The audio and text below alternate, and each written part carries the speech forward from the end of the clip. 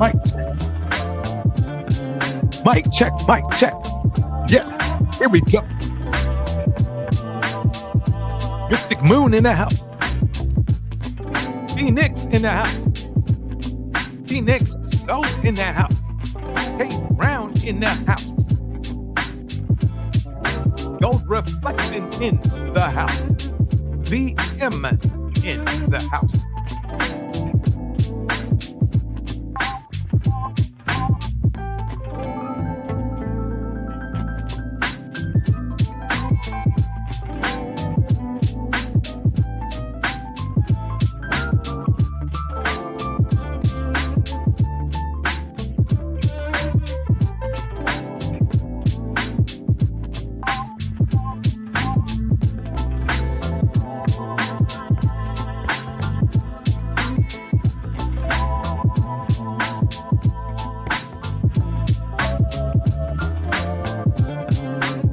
Party about to get started with yours truly, DJ Torch.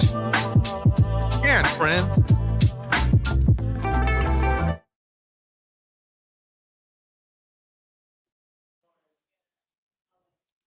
And the pot calls the kettle black, calls the kettle burnt, calls her mad. Kettle reminds the pot that we've both been burned on the same stove, that the parts of our bodies that are layered in soot were scorched by the same hands. Kettle tells pot that she still boils water, holds the hot breath of a white man's tongue, endures the slow simmer of a white woman's allyship, and still we make something beautiful. Pot calls the kettle wicked, and kettle says no, but says she's so magical she burned the hand of the last man who tried to pour himself a piece of her. Says she's so black she is everything, so black she is the beginning. She is the first thing someone finds home in when they wake up in the morning. Says ain't that what it means to be black? To have the world go up in flames around you and still be sanctuary for someone, saving men who lost themselves the night before, saving men who curse our names but forget his mama is made of steel too. And now the pot has no words but calls the kettle bitter, but loves the glass pan, the fine china, loves all the exotic shit white men put behind glass casings, loves how fragile things not made of steel can be. But this isn't about the pot or the pan. This is about the kettle, the black woman, how she pours herself across the earth, but no one bats an eye when the water disappears. We give ourselves to men who never love us, but they say we are difficult, too hard to break. How we, the kettle, praise this pot, this man for all the water he holds. How we are the only ones who do not call him monster when the water boils over, because we know this heat, this white flame, hot enough to make any of us explode. We are the first ones to make noise when the world goes up in flames, but they say the earth was saved by the man who heard her scream. Pot calls the kettle black, and kettle says yes, but says you best remember you black too. The next time they bring a fire to your neck, they burn black bodies on the stake and the stove. Pot calls the kettle black, and kettle says bitch I might be, says nuck if you buck, then says wipe me down. Kettle says yes my nigga, I be black, I be mad, and I boiled the last man down to his bones when he tried to test me. Pot calls the kettle black, and kettle says hell yes. But don't say my name as if you ain't ever been burnt too. All right, can I get a mic check? Can I get a mic check? If you can hear me in the chat, please hit, let's do it different this time. Put mic check in the chat if you can hear me okay. If I'm coming through okay on the microphone, let me know. Let me know. I want to make sure that you can hear me loud and clear tonight. We got a great show. It's a variety show, and it is open mic tonight.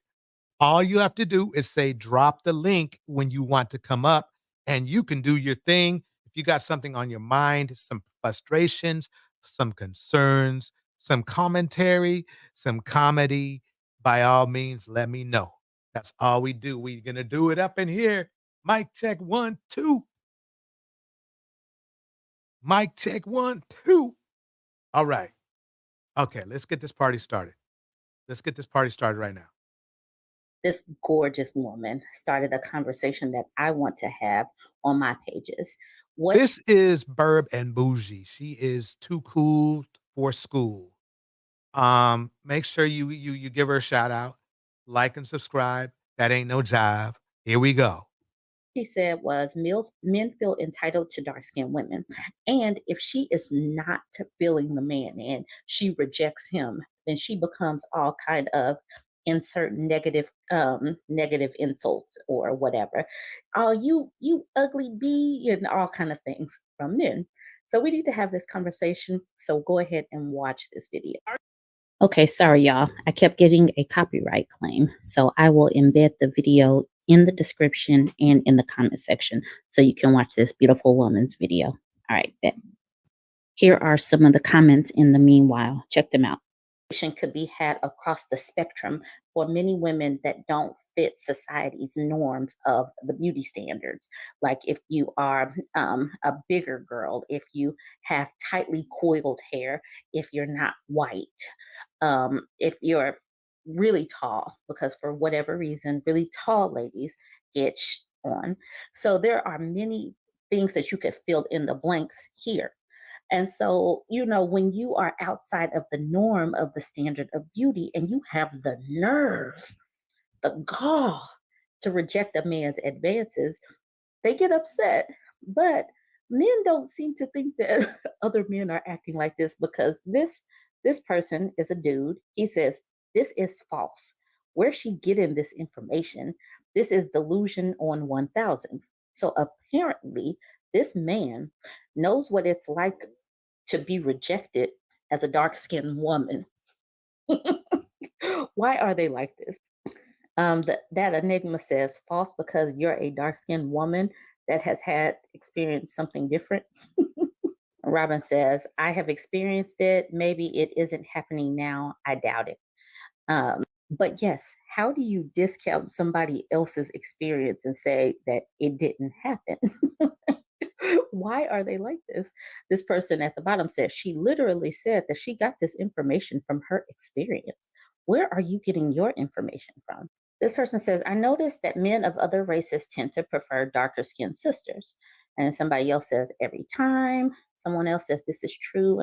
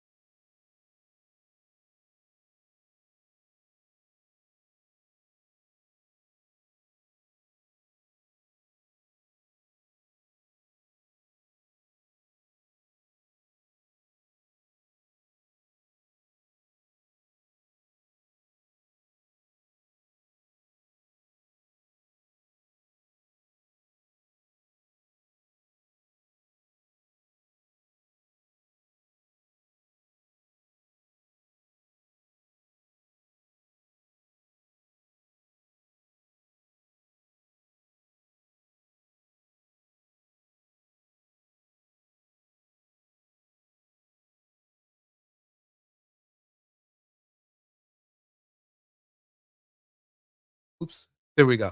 Okay, I lost my camera for a minute. Hey, every time I hear these people say, "Oh yeah, well, other races of people like women of different, like darker women or like black women like this or black women like that." I know it's a black dude saying it. I know that. I know it's us. I know it's men who look like me saying that because other races of men don't say that. They don't see black women the same way we black men see black women. At least most of us men. I tend to believe I see black women differently than a lot of other black men. Um, and what I'm saying is this is that other cultures see black women as black women. They're not. They might they might notice your skin tone or whatever, and they might it might seem like they are attracted to darker skinned men and women, but what it really is that they don't have colorism as much as we do. Black men are more colorist than other races of people, believe it or not. I'll repeat that. Black men are the biggest colorists in the world. We are the only ones who put a lot of value in light skin, a lot of value in, oh, look, she dark. We devalue dark skinned women more than any other race in the world. So it's important to know that when you hear somebody say, oh, well, other races, blah, blah. Well, usually it's coming from black men. It's not coming from other races. It's coming from black men that are saying that. So I just wanted to put that out there and and make it clear that um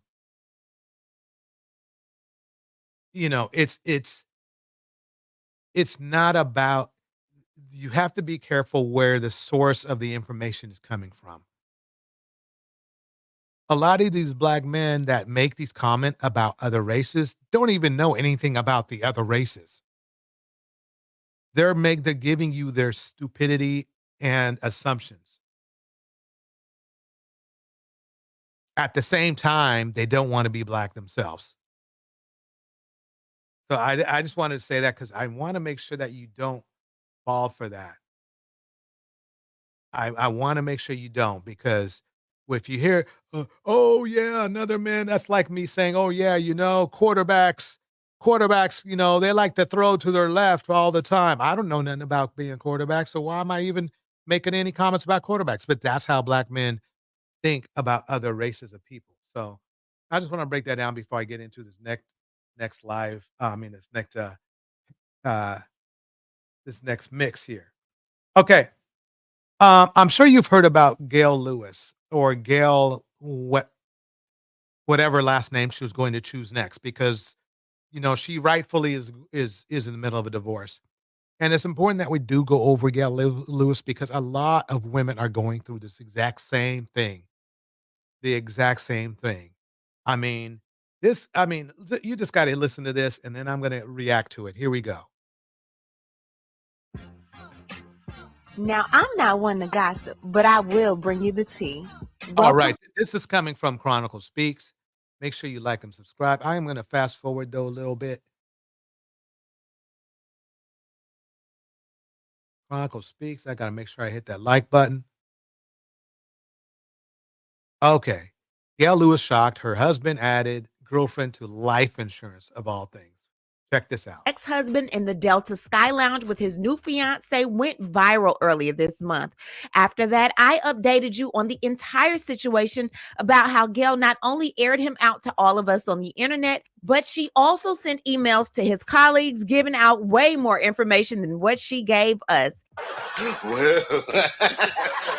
Now they are putting a stop to Gail giving out any more information, and if she does, she will be held in contempt. However, I have new documents that show Harold changed his life insurance policy and wants Gail to split the proceeds with the new chick. Also, you will hear about how the now viral video made its rounds through Harold's place of employment, as well as see how the entire Housewives of Atlanta talk came about. We are going to break down this entire story and so much more, but before we do, please be sure to subscribe to this channel and click. I cannot see how they cannot put Gail on that show, because her soon to be ex is messy. It's probably more messy than the whole cast of the other dudes on that show. That's how, I'd be shocked if she didn't get on that show. She deserves to be on that show with this kind of mess. Here we go. The bell for notifications so you don't miss out on any news regarding this story and so much more. Now let's get back into it. Gail Lewis went viral when she posted a video of her husband in the Delta Sky Lounge waiting to get on the plane with a woman he allegedly cheated on Gail with. Gail posted video after video explaining how an airline representative Dude's look on his face is priceless. I gotta go back. I gotta show you this. Look at this. Look at his face. Look at his face on this. Okay. Watch this. Gail Lewis went viral when she posted a video of her husband in the Delta Sky Lounge waiting to get on the plane with a woman he allegedly cheated on Gail with. Gail. Look. He looks like he just saw a ghost. Or worse for him, he just looked like he saw about $3 million walking away. Look at look at that look. Y'all gotta see that. Do y'all see what I'm seeing? Let me know if you can. Oh man, he looks like he just saw a ghost.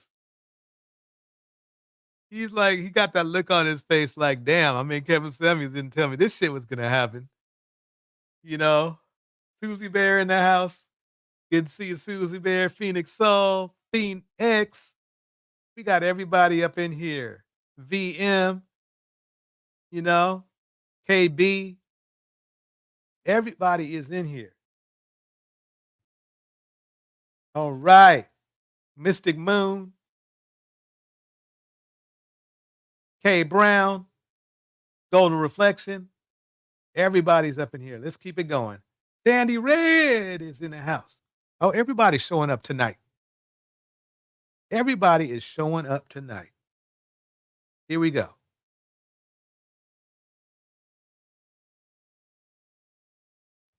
Posted video after video explaining how an airline representative told her husband had a female companion on his itinerary.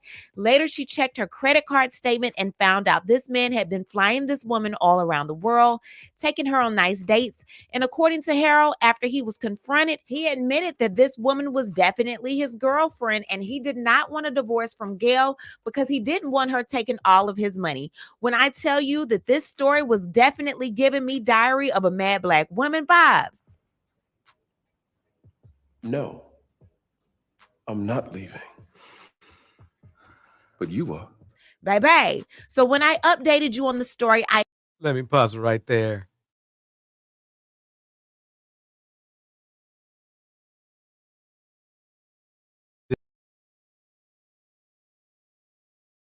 advised belonged to Gail that had Harold as an authorized user was also being used by his new girlfriend, Sabrina. According to these documents, Sabrina spent the money on rent, and it was over $70,000 that Gail was completely clueless on. Gail didn't know this money was going to Sabrina. She didn't even know who a Sabrina was. And prior to all of this unfolding, Gail didn't really look at the credit card statements like that. She was truly a housewife.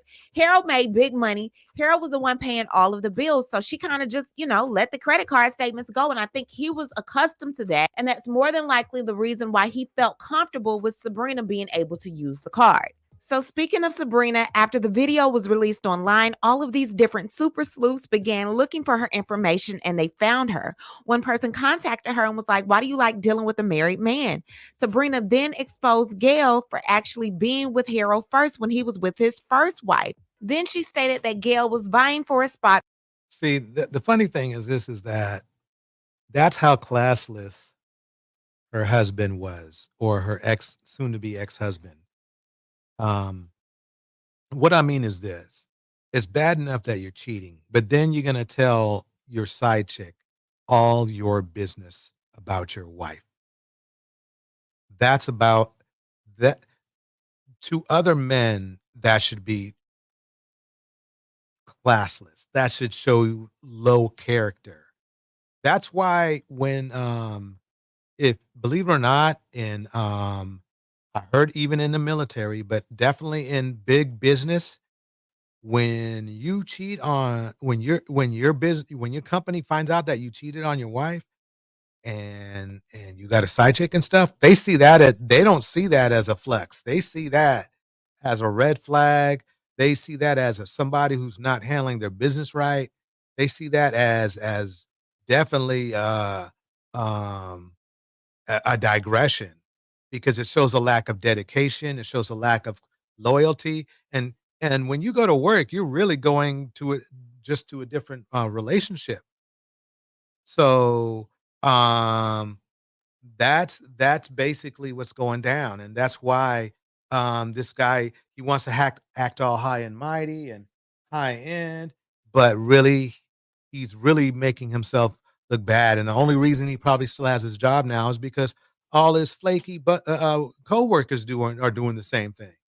And and Gail blew him out on live on TV. So let me keep it going. Here we go. on the Real Housewives of Atlanta. So we were all like, how does she even know this information?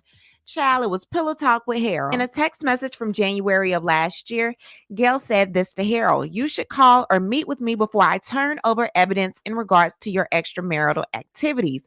They will be overwhelmed if I send the latest evidence." Then she says, "Hey, do you want to meet or you want me to turn over everything?" He says something, but it gets cut off. And then she says this: "I mean, what is really feasible? Your attorney wants to know if I'm looking for work at 56. The only job I qualify for at my age is the Real Housewives of Atlanta cast. I have no savings, no retirement, and my blank pension is like blank a month. I never worried about it because I trusted you and I never imagined I would be in this position. Monday is the holiday, so that will work." He said, You know, he might be making all that money, but she definitely is articulate enough to handle this dude. She is, I mean, really, I think she's the smarter one of the two. Number one, because he got caught red-handed. Number two, I guarantee you that woman that he's with right now, it will be gone if she finds somebody else. I guarantee you. "I got you. If you stay in the house, I pay the mortgage, taxes, insurance, association fees, Okay, this is what he's saying. This is what he's saying. lease the Spurs in your name, keep your Hawks and Falcon tickets, $15,000 a month, 5,000 in cash, 10,000 on the card, in process of getting additional $1 million life on top of the $500,000 car insurance. You can charge your health insurance premium on the card. At the end of 7 years, you can sell the house and we can agree on equity split. I have no assets other than the blank restricted stock." Safe to say that the only way Sabrina would really know that Gail was even thinking about going on the Real Housewives of Atlanta is from talking to Harold. And she didn't say that that's what she was going to do. She said that was the only thing that she could do. She was trying to stop from doing that by getting the money directly from him. So since Harold brought up the life insurance policy and said that Gail could have that and he was going to add more money to it, let's get into Gail finding out that she wasn't the only one on the life Wait, insurance. isn't life insurance something that you I mean, what? Why would that be a big deal? I don't even know why they brought it up. But since they did, let's go into it. Here we go. Policy. So in this petitioner amended motion for contempt, Gail states that on December 9th, 2022, she filed for divorce from Harold, and on that same day, a mutual restraining order was filed and took effect. Now, that mutual restraining order states that each party is hereby enjoined and restrained from canceling and changing auto, health, or life insurance for the parties or the parties' children currently in place. Petitioner learned that sometime on or before September 6, 2023, respondent modified his life insurance policy to add his paramour, listing her as his fiance, as a 50% beneficiary to his life insurance policy. Now, Gail's attorney sent a letter to Harold's attorney on January 26, 2024, demanding that Harold reinstate Gail as a 100% beneficiary within 10 days. Wow. So he could not even, God, this guy's dumb. He could not even keep his word on a mutual restraining order. That's how low this brother has gone. And it's almost like, look, I mean, why would anybody see? Some people are just built like this, and it's mostly sociopaths and narcissists or narcissistic types that do stuff like this, where even when it comes to the law, policy, you know, or anything like that, or agreements, they still want to break them.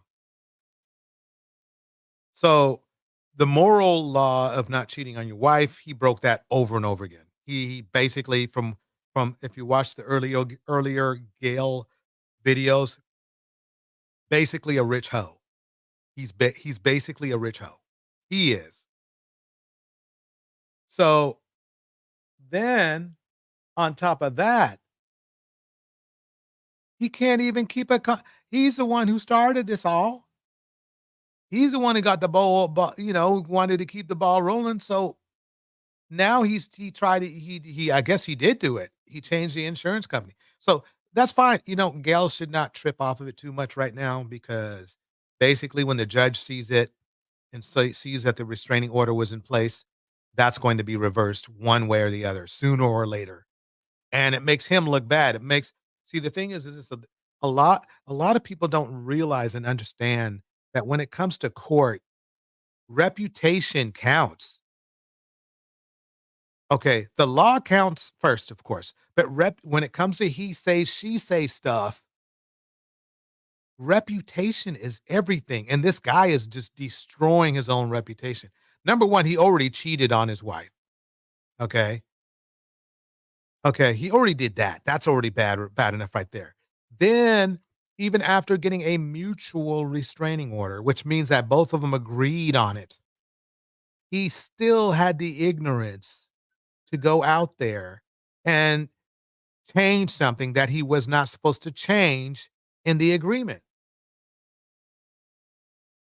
I mean, you can't make this stuff up. You really can't. I mean, but you want to know something, ladies and gentlemen? This is very common. This is extremely common. It's it's a personality type. Her husband is a personality type that though he got lucky and though he's rich, his attitude is destructive.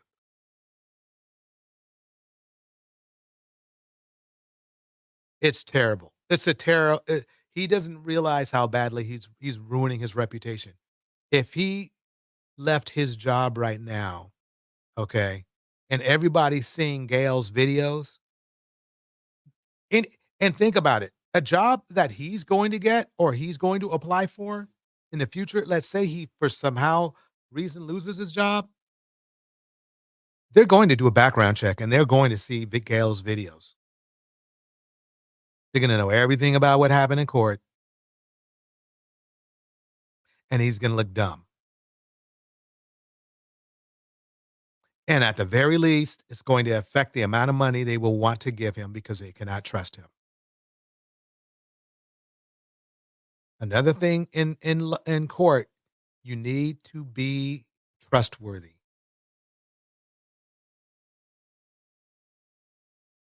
Judges, they rule on facts, trustworthiness, reputation, patterns. That's part of facts, by the way. And if you cannot do that, you're going to be in trouble. I think Gail's going to win this one. If you think Gail is going to win in court or do well, you know when in a divorce, who knows who wins? But I, how many of you think that Gail will win and will at least do well in court? Put a 1 in the chat if you think she will do well. Put a 2 if you think he will do well, and 3 if it's just going to be a straight up split. Meanwhile, I'm going to play some more of this Burb and Bougie. Here we go. Days and provide proof of the same. To date, Harold has not done any of that. No changes have been made. Right here, you can see the paperwork. Gail is listed as the spouse and she's getting 50%. And Sabrina is listed as the fiance and she's getting 50%. I know whoever filed this paperwork was like, bruh, are you serious? On top of that, Harold is supposed to be depositing $5,000 into her checking account every month and then wiring her $5,000 to pay her American Express card. He's not doing that either, according to these docs. And not only that, it's shown that Harold has actually used her American Express card to pay $10,000 to his attorney fees for this divorce proceeding. So basically, what's going on is this: is it's not this guy. See, this is really a lot to a lot of lawyers, and I'm not a lawyer. I wish I had one online, but this is what I'm trying to say. For a lawyer who's trying to win something for their client, for let's say for Gail, because we're talking about Gail, why not? This is gold.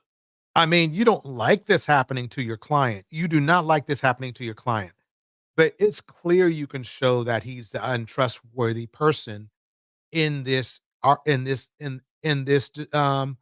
disagreement. It's that easy. It's that easy. I mean, it's like, wait a minute. Let me drop the link just in case somebody wants to come up, just in case, because this is getting juicy already. Really, we're just getting started. We got a lot to go, a lot of stuff to go through. We still got uh Club Shay Shay and his crew, and some more Ernesto stuff dumped off, and some more infamous Sylvia stuff. Oh man, it's gonna be a show tonight. So there's the I just dropped a link just in case somebody wants to come up. But meanwhile, let's keep it going. Let's look at this paperwork here. This guy's a mess. According to Gail, Harold has engaged in a pattern of steadily divesting funds from the marital estate over the last 6 years. The funds have been transferred to various third-party individuals via direct transfer of funds, payment on behalf of said individuals for living expenses, travel expenses, and other luxuries, and the purchase of various and sundry material goods, including but not limited to designer clothes, shoes, purses, jewelry, and other accessories. He has used marital funds to pay for luxury items for the respondent's current girlfriend, SH, who appears to be Sabrina Hutton. The petitioner shows the respondent has transferred hundreds of thousands of dollars to these individuals. Petitioner shows that respondent continues this practice after the filing of petitioner's complaint for divorce, despite the entry of the court's mutual restraining order, and has continued this practice even after the filing of petitioner's motion to prevent spoliation of marital assets. Respondent has transferred directly and or made purchases on behalf of third-party individuals of more than $612,077.16. According to Gail, Harold was over there big pimping, spinning cheese. Now let's get into what happened at Harold's job when that infamous video went viral. Man, oh man. I mean, he hasn't done anything right. This is crazy. Let me I gotta catch up on what Mystic Soul said here because this is a gem right here. Mystic Soul, Mystic Moon. Now I'm getting you and I'm getting Phoenix and Mystic mixed in together. But hey, so Mystic Moon says Gail needs to slow down a bit. Don't want to mess up his money so it won't mess up her money. Bars. Exactly.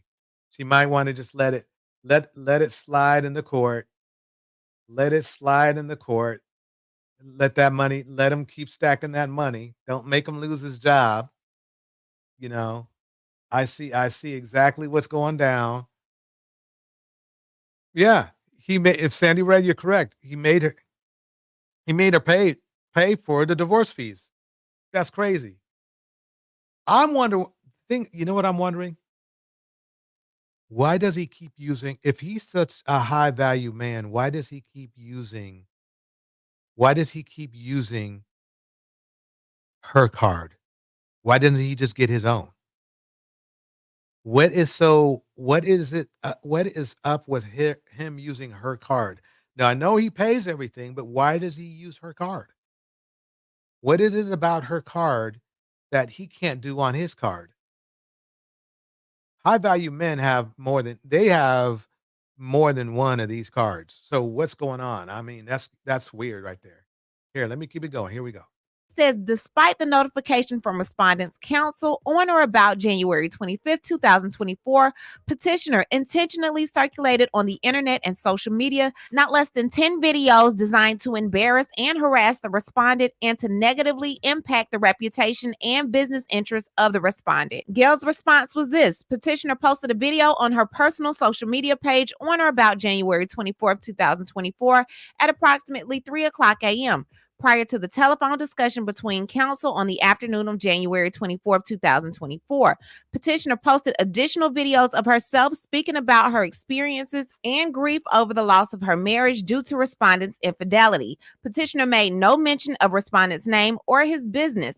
Petitioner's posts were not intended to cause any harm to anyone. There were already pictures and videos of the respondent and his paramour posted on social media well before the petitioner posted her videos.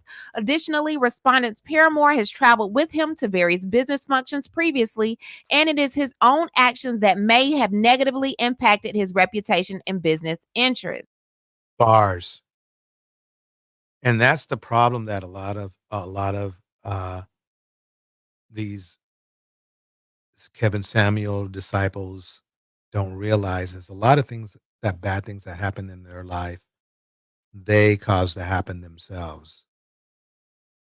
They made it happen themselves. Has nothing to do with external forces. I mean, obviously that they may play a part in it, but there's a point when you have to take responsibility. And obviously Harold isn't. Now, according to Harold, the circulation of said videos by petitioner has resulted in substantial injury to the business interests of the respondent by affecting his employer's interests with vendors of his company. An example of said impact is attached here too as Exhibit B. So let's go to Exhibit B and see what's going on. Okay, Exhibit B is a text message from two people that work with Harold.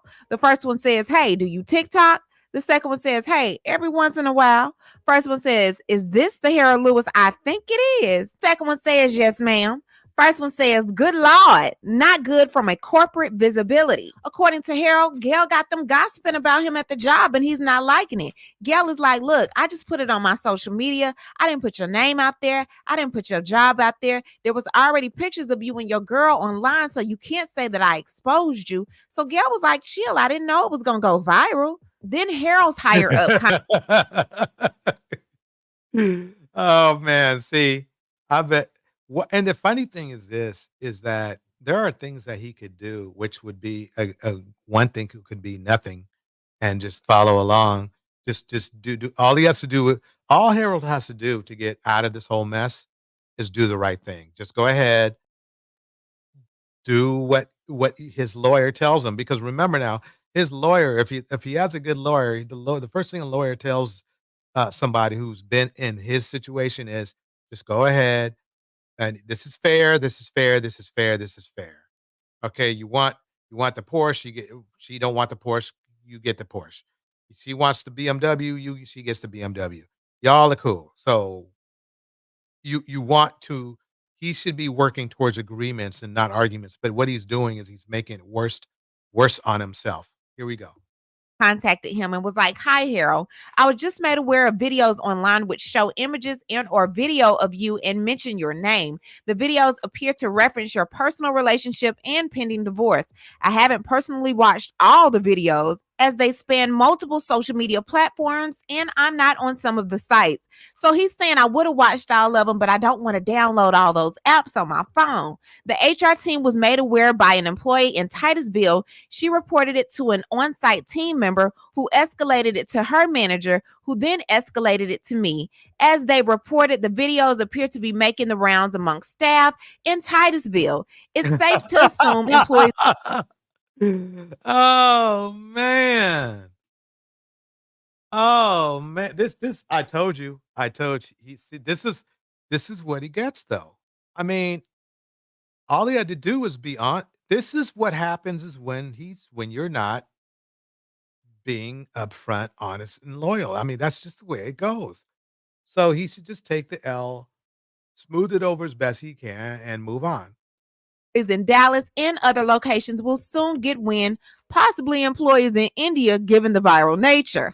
I wanted to make sure you are aware of the situation and see if there's anything we as a company can do to mitigate the situation. While blank is never mentioned, as best as I'm aware, I understand the difficult situation this may place you in and the work distraction it's causing. With something like this spreading internally, especially with your direct reports and management team, and potentially creating friction and suspicion amongst the staff they oversee. Happy to discuss if you like. Carol responded, "Hey, blank, I sincerely apologize for this situation and the concern with both internally and customer disruption. Thanks." Carol is clearly embarrassed and he's requesting that the court find Gail in violation of the standing order of the court dated December 9, 2022, as Gail clearly has engaged in conduct in violation of the standing order despite repeated warnings to refrain from such action. So now that Gail is unable to speak about the situation until they're done with the court proceedings, I want to know what you think about everything going on with Gail, Sabrina, and Mr. Harold, and Harold adding Sabrina on his life insurance policy as a 50% beneficiary. Leave a comment and you know how we do. We'll talk about it down below. Talk to you guys later. Bye. Okay, my opinion is this. This is my opinion. Great question from Chronicle Speaks. He's shooting himself in the foot, but at the same time, Gail has to be a little bit careful here because just like what Mystic Moon said, you don't want to mess with your own money because his money is is her money technically. Um, I would go quite honestly, I think it's time for her to go if she hasn't already, because who knows how long ago these clips have been made, but to radio silent, get her money up and then move on from there. Let me know what y'all think. I'm gonna keep going, keep doing this. Here we go. Okay, we're gonna get into the Mike Epps thing. This is this is terrible for men. Let's put it this way. Right now, the problem I'm having right now with the I like, the thing that was going on with Cat Williams, but at really quite honestly, as men, this has overall been very embarrassing. We might want to spin it differently. If you've noticed, a lot of the men, especially in the manosphere, want to make it somehow a woman's fault. All this stuff is going like the way it's going. But at the end of the day, we're looking foolish. And watch this. Watch what happens with Mike Epps and Shannon Sharp. These are two grown men, right? Damn near my age, over 50. Let's put it that way. I'm gonna be nice for everybody. Over 50. Listen to how they act. I know Chigs is in here recording this. No Chid Smooth in here, right? Pause there because I don't want to get a thing for the music. This is from Chigs Smooth. Gonna move it back a little bit, little back a little bit, little back a little bit. Here we go. Man. Oh man, we got a squabble on our hands. Shannon Sharp versus Mike Epps. Now, after Mike Epps basically tried to lie on Shannon Sharp, claiming that he was the one that reached out to him first to get on his show, Club Shay Shay, and also tries to make gay jokes about him, which I don't know why people have been saying this. Let the man live. Let the man dress how he wants to dress. Shannon Sharp last night addressed Mike Epps and also issued a threat to him. Told him, yo, I'm going to pull up on you and I'm going to see if you're going to say the same thing to my face. Here's what Shannon Sharp said. Because you're lying. Yeah. You said I reached out to you to come on Club Shay Shay, and you a mofo lie. Now, when I see you, I'm going to see you. I'm going to see if you about that. Okay. I'm going to see. Again, ladies and gentlemen, these men are damn near 60.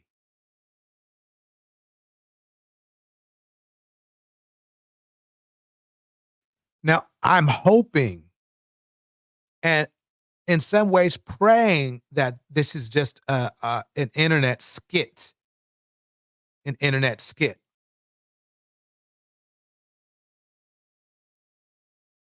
But these men are acting like they're in high school. Welcome New Diamond in the chat. New Diamond is in the chat. Corrine Coburn is in the house. Oh, it's good seeing Corrine. Who else is up in here? I mean, think about it. These are these are grown men. Grown.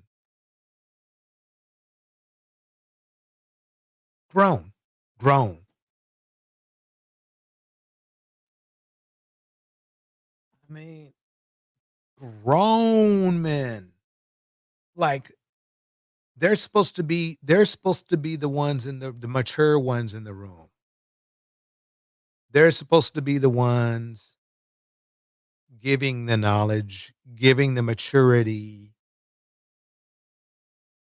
setting the standard of high, value men. I can't even say it with a straight face. And they're acting like this. See if you want to say what you've been saying on trying to get some jokes because you got mad because Cat Williams did what he did. Now, when I see you, I'm gonna see if you really about that. Yeah, and when I see you, no. I'm gonna see if him talking all that. Yeah. When it one of them tight ass leather pants, trying to be funny. Yeah. But I'm gonna see if you're about that. Yeah. Say my name again. Now be and be like Destiny Child and talk about say my name, say my name. Now today, Mike Epps responded back to Shannon Sharpe, looks like he's not backing down. With All-Star Weekend approaching in his hometown, Mike Epps is telling Shannon Sharpe, bro, we're going to be in the same city. We can definitely meet up, but keep in mind, I do not fight. I use other means. Here's what Mike Epps said back to Shannon Sharpe. Now, wait a minute. Now, I know Shay Shay. I don't know what grown ass man got a name named Shay Shay, but I know this grown man is not mad at me. So many people talk crazy about. Now, here's the one thing I have to say.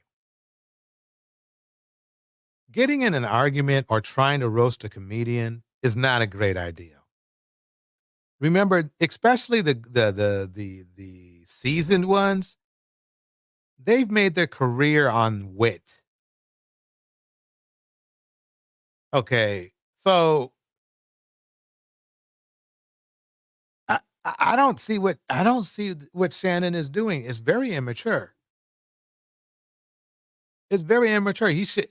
To me, it's like this. There's nothing wrong with replying to a lie, but the way he's doing it by saying let's meet up for for obviously not for coffee but for a fight or something is ridiculous. Especially the fact that these guys are damn near 60.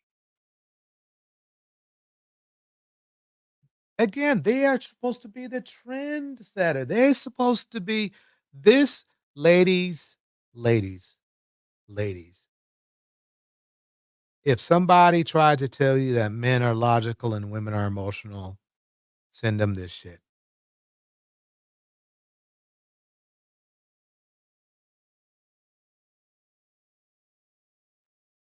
Look, I am a man and I am embarrassed. These are grown men. These are men that have either been successful or moderately successful, at least in public or on paper or whatever you want to call it. But for them to be fighting like this, it's weird. It's like, wait a minute. All right, wait. Mike Epps, let me find out how maybe I misspoke as far as Mike Epps' age, but I thought he was in his 50s. Mike Epps, how old is he? Age. Give me 1 second, everybody. Yeah, Mike Epps is 53 years old.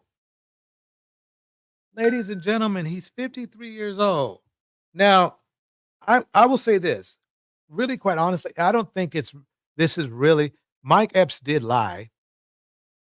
Okay, but quite honestly, comedians lie all the time. They do that all the time. I mean, embellishing is a comedian's best tool. That's how they make stories up. And that's why it is even more kind of like embarrassing on the Club Shay Shay side because he knows this. He knows the business. If he doesn't, well, he just found out. Maybe I'm being too judgmental on Club Shay Shay, because I've seen this before. I've worked with comedians 25 years ago, maybe even 30. Let me think this one out. Yeah, it was around 30 years ago.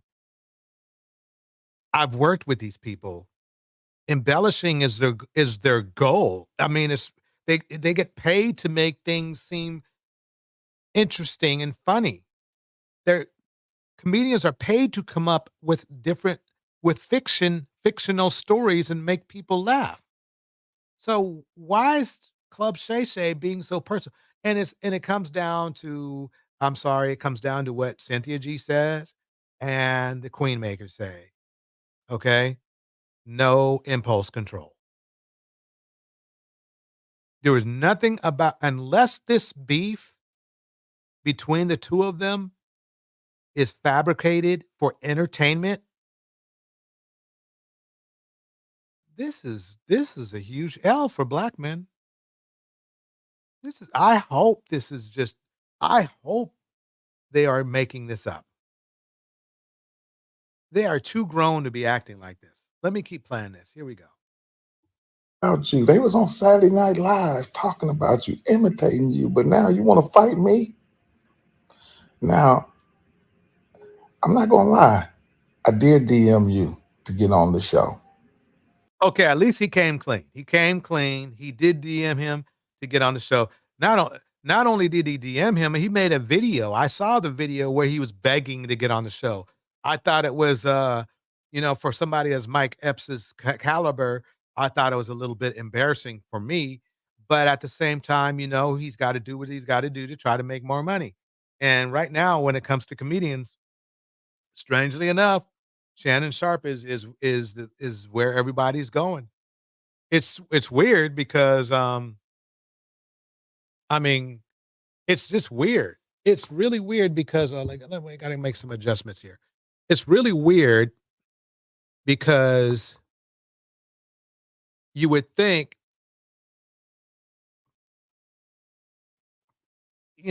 Shannon has been on shows that he's been disrespected on a lot more than what Mike Epps did for a long time. Maybe he's just fed up. Maybe, but he should take a break then. He should really take a break, in my opinion. He should relax because this is not a good look. Not a good look at all. Here we go. But I DM'd you to get on the show because you brought my name up when you were sitting there with Cat. He was trying to get him to talk crazy about me, but he didn't. It wasn't about bringing his name up. He wanted his name brought up in any way, shape, or form because he knew that would bring attention to him. I don't know about you, but though I know of Mike Epps, okay, I know of Mike Epps, but I know that he's not an A-list actor. It ain't like he's making a lot of money. So anytime he can get his name on a viral video, he's going to do it. And secondly, again, he made a video about Cat Williams. He was saying, Cat Williams, how about I join the tour or some stuff like that, or some weird stuff like that. So you could tell that basically he was clout chasing. Mike Epps, I'm sorry to say it, folks. Mike Epps was clout chasing. He was clout chasing. He wanted to be mentioned. He wanted to be. He was cloud chasing. That's what went down. So, the question really is, how are they going to fix it? How are they going to fix this mess? That's the big question. Let me keep it going. Okay. Now, second of all, talking about pulling up on me. You're going to be an all-star. I'm going to be at the all-star in my hometown. And I'm going to see you. All right? I'm going to see you, brother. And I'm just... What a great way to be a role model in a world where we black men are committing bad things against each other, one every hour.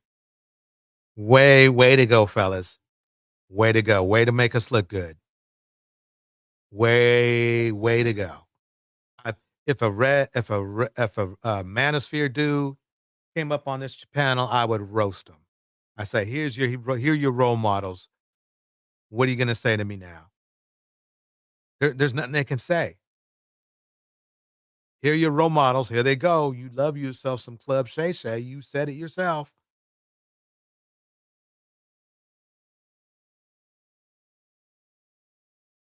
Let me keep it going. Here we go. Then I don't be doing no fighting lately. I don't do no fighting. So, it's only one other option. If you don't fight, you do blank. Do you hear this old man saying this? I mean, do y'all hear him? If you can hear me in the chat, put a 1 in the chat. I just wanna make sure my volume is cool. But to hear ladies, ladies, this is BWE gold right here. All you have to do is play this conversation back to any debate, any man who tries to tell you, well, black women this, black women that. All you got to do is spin this back. Just run it back. Run this back right here. And ask them like this. This is what you do. So you know about Shay and Mike, right? Yeah. What about him? What about him? Where's Lord Samuels? Lord Samuels rules. They'll say something like that. And then you reply like this. You go, well, last we checked, those fools were trying to,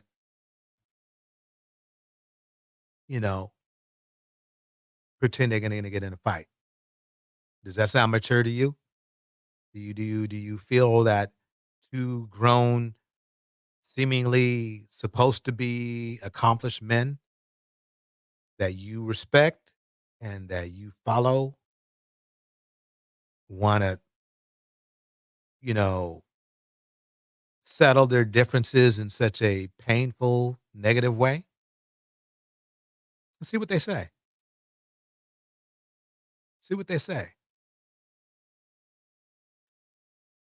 There's a point, there's nothing, fellas, there's nothing wrong with being embarrassed because when you're embarrassed about the behavior of men that are out that are supposed to be role models, okay, and they're not behaving like role models. That's actually a good thing. It shows that your moral compass is operating. That you do know that there is something called a black male image, a black man's image to uphold. But if you're gonna just let this spin like this, then why should you have to ask yourself, do you really feel that what their behavior, okay, deserves respect? If you do, I would sure like to know. You fellas gonna hear it. Put it in the comments later on. Here we go. Ocho, you shut up and go get some eyebrows. You looking like a whole milk dud sitting there agitating. We watched the white boy kick your ass on TV. So you shut up. And Shay, you did look like Medea sitting there. You was looking zesty. I'm not saying you gay, but you was looking zesty. You look like Big Frida sitting there. You need to take them tight ass shirts off with the muscles. And that's it. That actually was pretty funny to me.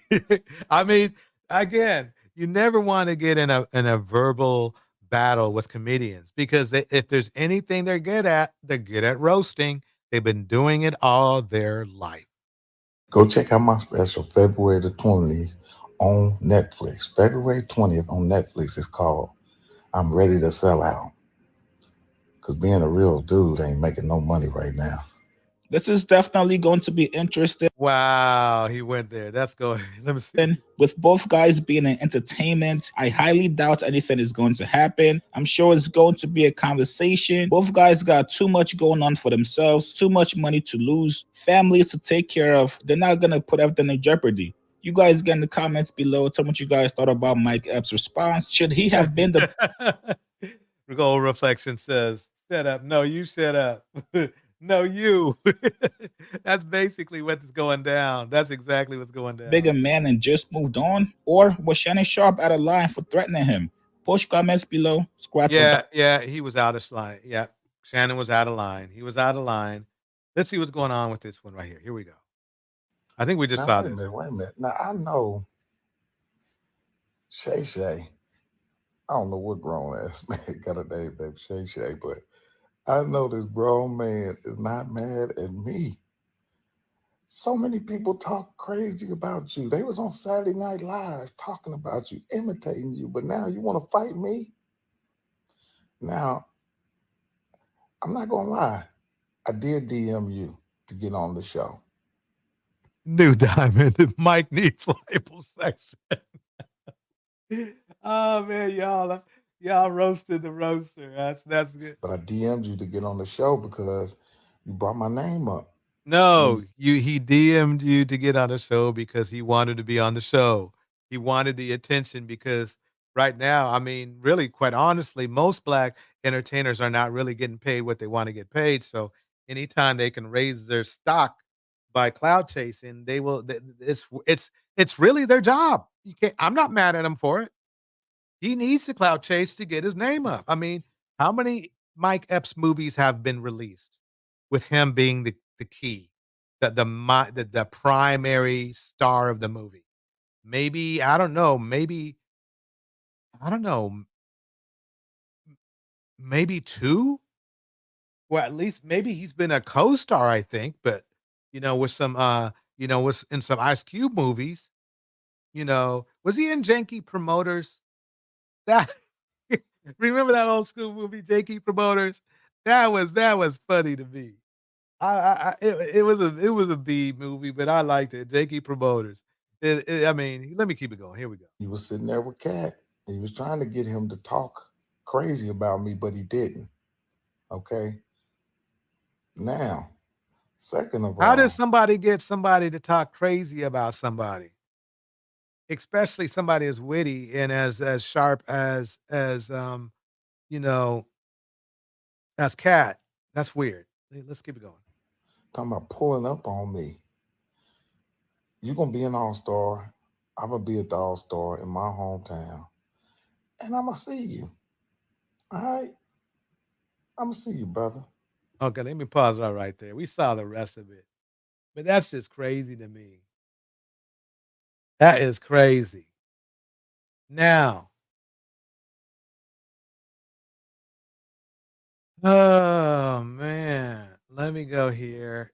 You guys are gonna be very, very interested in hearing that. Remember yesterday when I was playing Infamous Sylvia? Well, I'm not gonna play too much of her on this certain tape. I'm just gonna try to get her to irritate you for a minute, and then I'm gonna play what It says, "The Lord something is else. near to all who call on him, to all who call on him in truth." Absolutely. Next one is Isaiah chapter 41, verse 10. It says, "Do not fear." He has no clue what she's talking about. And she must know that by the response that he's giving her. Even the nonverbal response. He's like, she's giving him verses that if he was for real about his religion and his situation, okay, that would hit a nerve. There would be some more emotion or something. And I guarantee you, she was up all night getting these scriptures together for her hero, Nesto. I am with you. Do not be dismayed, for I am your God. I will strengthen you and help you. I will uphold you with my righteous right hand. You know that one, right? I know, yes, ma'am, I do. All right. Got the next That's one. one of my That's one of my favorites. favorite. Okay. Yeah. Oh my God. So I just wanted to play that one to give y'all a little tip on what's going on. Well, she tried now she's trying to clean it up. Here we go. That I said, I know I was there. Okay. Then she says, Let me go back. Let me go back. If anybody tries to attack me, block them because I'm not having it. I have been. Okay. Listen to this. Okay. So remember now, what I want you to do is this. I want you to react to Infamous Sylvia. It is very important that you think in a biblical, I can't even say it right, sense. So remember, I don't know what it is because I saw this. There's a guy who calls himself a pastor. I call him a fake pastor. He goes by the name of Pazda or something.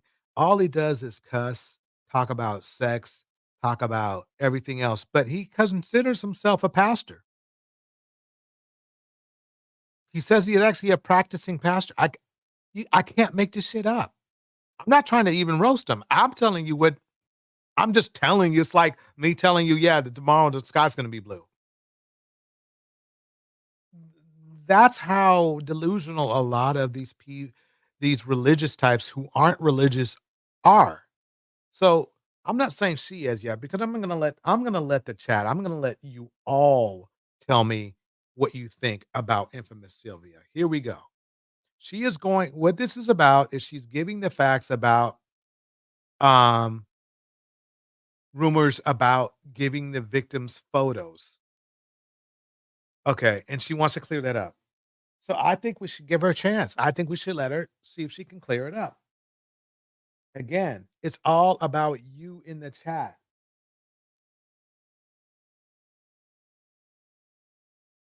Here we go. All right, guys. There's been some misconstrued information in regards to Sonia's last the 8th, I think January 8th video. I'm gonna show you my communication with Sonia and New is roasting this woman even before we get one. the correspondence. Okay. Okay. Now I am going and then y'all, I'm not here to answer any questions for anybody. I'm just giving you guys facts. Okay. Just in case you don't know, this is infamous Sylvia. She is a friend of Sonia's, and she has been accused of what I would call is witness or victim tampering, which is a big deal in court. And so she is trying to clear this up so nothing happens in the future to his case. Here we go. Mods, if anybody tries to attack me, block them because I'm not having it. I have been through too much this week, too much to deal with nonsense from people. I have been too much.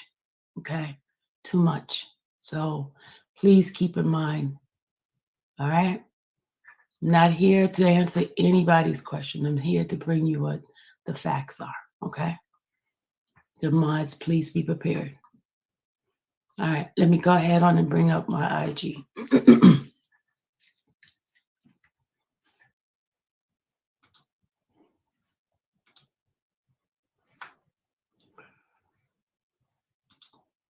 Okay.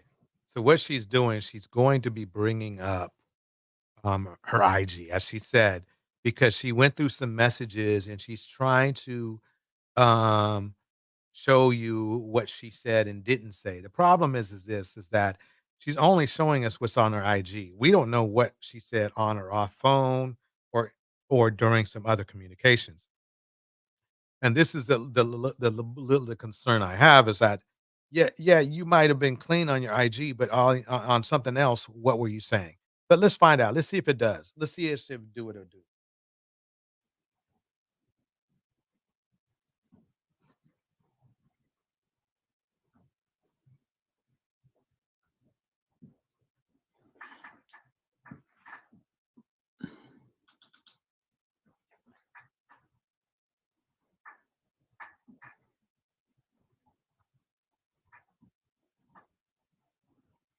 She sure is taking a long time. I mean, what's going on? All right, I'm gonna open up this so you guys can see my correspondence.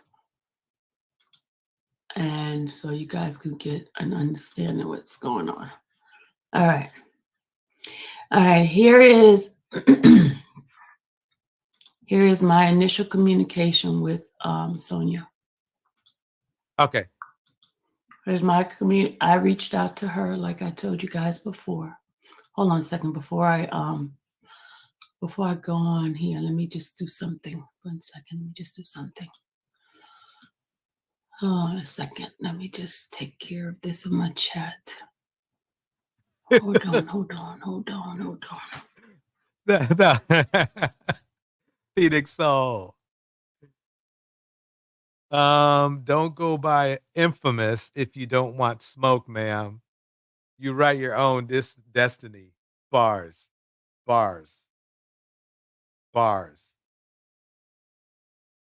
Yeah, witness tampering is not. It's not a wise thing to do.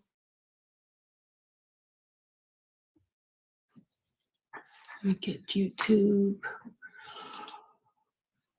1 second. I gotta set my channel. Channel. Content. Live. All right. Okay. Okay. And y'all probably thought I was bad. Y'all probably thought, damn, DJ can't even get his screen right. Just hold on a second. I gotta do something. Oh man. Okay. So how's everybody doing tonight? Okay, we save that there. And then we're gonna edit this. Subscribers, make them at least 20 minutes. Okay. All right, here we go. Okay, here we go. I had to set my my thing here. Okay, that's okay. Don't worry. We are with you, Sylvia. Let's do this. All right. Here we go. Can you guys see the correspondence that I have with her? Can I make it bigger? Should I make it bigger? Hold on. Can y'all see this? Can y'all see this? Guys, can y'all see that? Is it big enough? Can you read it? Can you read it? Okay, let me see if I can get it. Let me see if I can get it large over here. See, I'm sorry I yawned, y'all, but you know. Okay. Hey, I can't say nothing. She got a bigger following than me. So, you know, I'm just gonna keep my mouth shut and let her do her work. Ding, ding, ding, ding, ding, All right, ding, here we go. ding, ding, ding. All right, here's my first correspondence. If you see, it's January 3rd, right? At 8 a.m. I sent a Okay. message. I said, "Good morning, Sonia. This is Sylvia. I'm reaching out to you because I feel you misjudged me. I never said anything nasty about you. I only said that you lied about the charges Ernest had. I think it's unfair to put me in the same category. I feel bad for you. And I mentioned on Tasha K's show that I believe God put you in Ernesto Williams' life for a purpose. I don't hate Ernesto, nor Nobody said it was good for a good purpose. Nobody said that. Let's keep it going. you. I am praying that truth prevail in his situation." That's what I said to her. Okay, she's praying that truth prevails in his situation. What if that proof prevails that makes his situation worse? Ah, infamous Sylvia, did you think of that? Let's keep going. Then she says to me, "I don't know if I specifically said you spoke very bad of me. I think I just generalized and said the bloggers. But again, I don't have a good memory." Remember, she says that, right? I don't have. How are you going to accuse and people when you're admitting that you have a bad memory or a bad recall? But it's funny because she seems to remember how to get over to Ernesto's jail cell. Have a good memory. So you know I appreciate you reaching out. Okay. Then I said, "No problem. I do my homework. I believe everyone deserves a fair representation and innocent until proven guilty. I just want you to know where I stand. I'm not sure if you received notice, but there is a court date for Ernest on 4 cases, but not the 3 with Crail. The date is February 5th at 5 p.m. It will be on Zoom. And she says, thanks. That's the bond reduction hearing. Craig sucks. I said, yes. And a reconsideration for bond on the SA charges, right? Then I said, Okay, let this me is pause it. Did you okay? Did you hear that? Did you hear that? Let me play it back again. and a reconsideration for bond on the SA charges, right? Then I said, So I think it's clear we all agree that he is under bond for SA charges. We all know what SA means. Okay?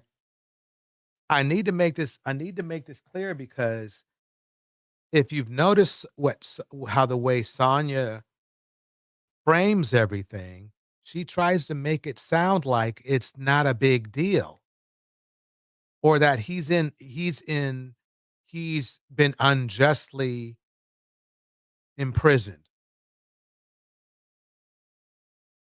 The key is to remember this. It's not a charge. It's charge. It's plural. He's got more than one.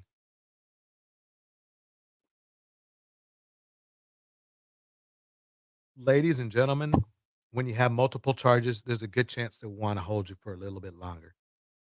Let me keep it going. this is the next day. This is the 5th of January.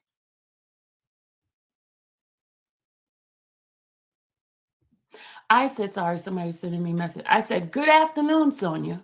I was just listening to the phone calls they put out last night.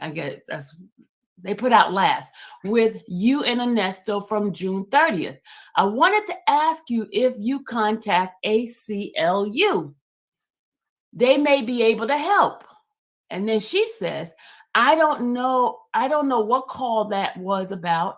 I don't listen to them. What is ACLU? I said, American Civil Liberties. It's funny that okay, that just shows you how sharp Sonia is.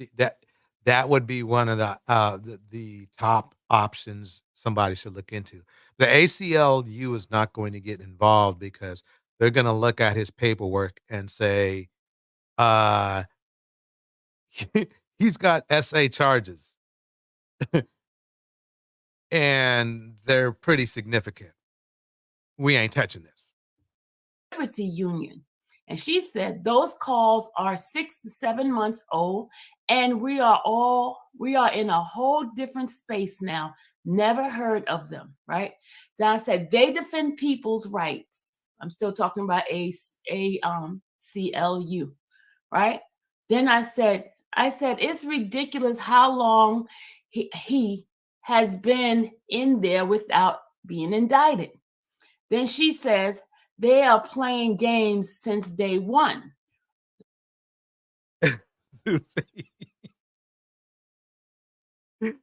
Is she drunk? Her words are slurred.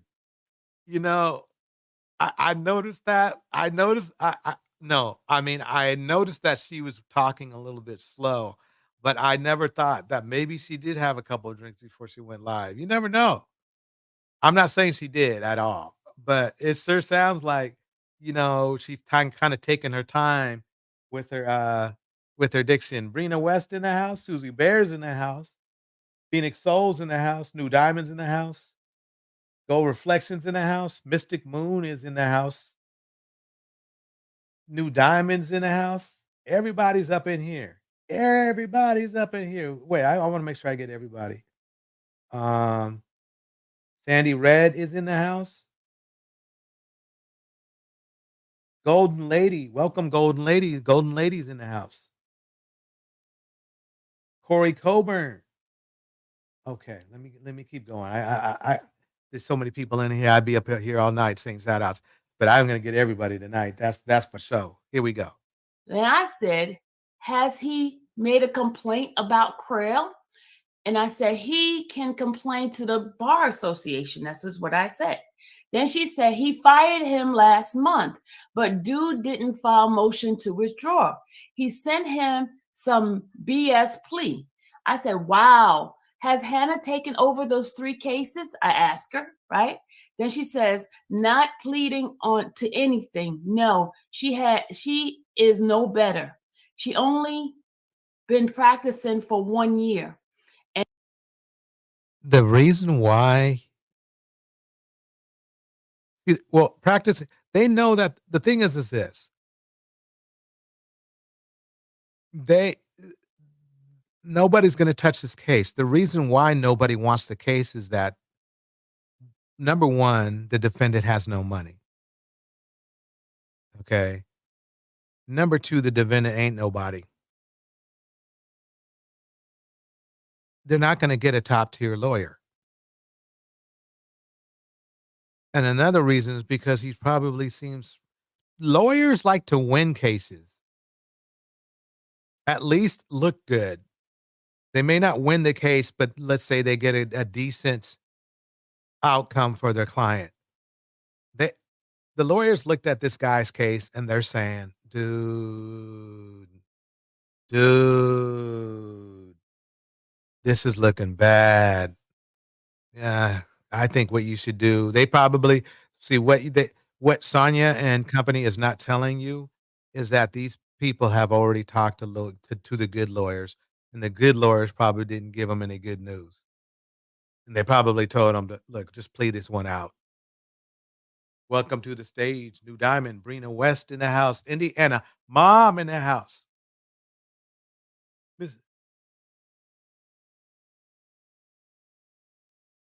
me keep it going for a minute.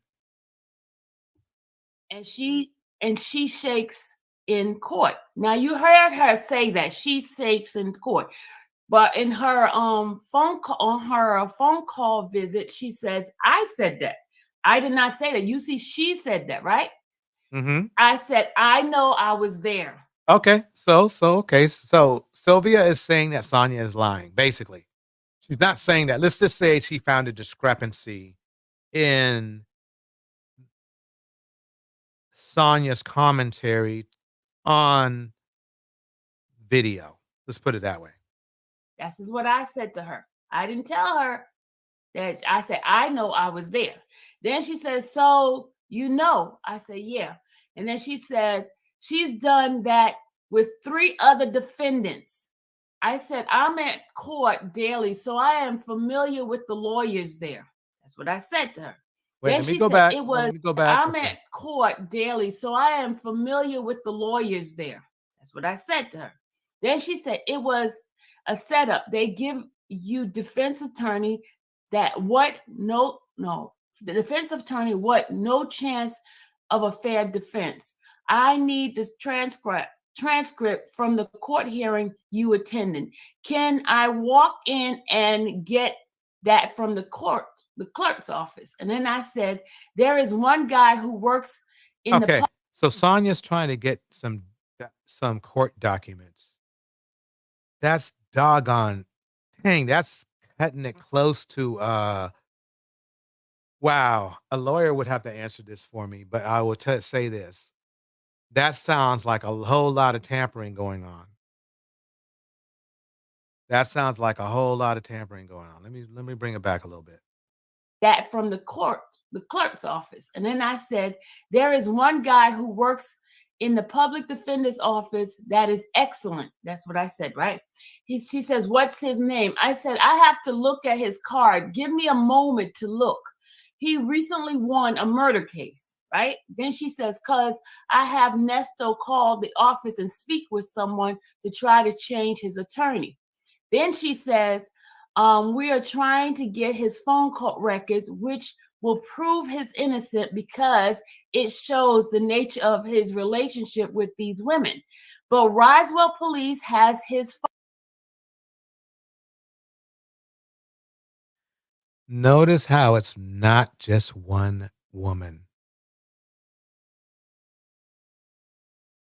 And I know what Sonia is going to try to do. She's going to try to make it seem like a conversation Okay. Remember now, one text conversation will not clear anyone. Okay. It has to be taken in context. And the thing is this, it's just bad when it's more than one person doing this. That's the problem he has. And he has a history. He had child porn stuff going on. I believe they finally got those charges, but it's just the stack of stuff that's not related to the same case, but at the same time is related to a certain behavior that's getting Ernesto in deep trouble. He's in deep trouble. No, no good lawyers want to take his case because there's no good to be had by his case. Phone, and that detective cannot be trusted. She lied in court, and so I sent her the public defender that who won the case. Right? I said, here's the attorney information. You can contact. Wait a minute. Now Sonia is saying a person who swore under oath not to lie lied in court. That's interesting. Contact the phone company, or I said, can you contact the phone company, or can you get his account online? I said, who lied in court? She said, the detective and prosecutor. Then she says, the rape charge. Who lied in court?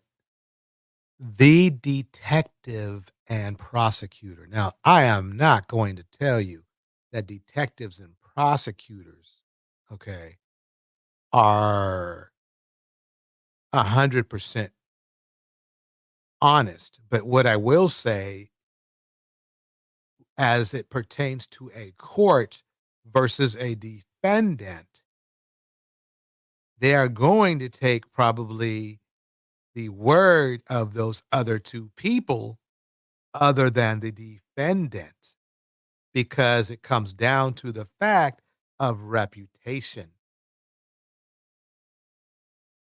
The defendant's reputation has been wrecked by the defendant themselves for a long time.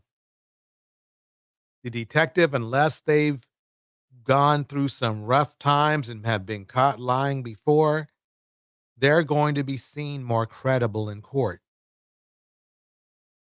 And same with the prosecutor. So, and you want to know something? They will lie in court if they think they can get away with it. Yeah.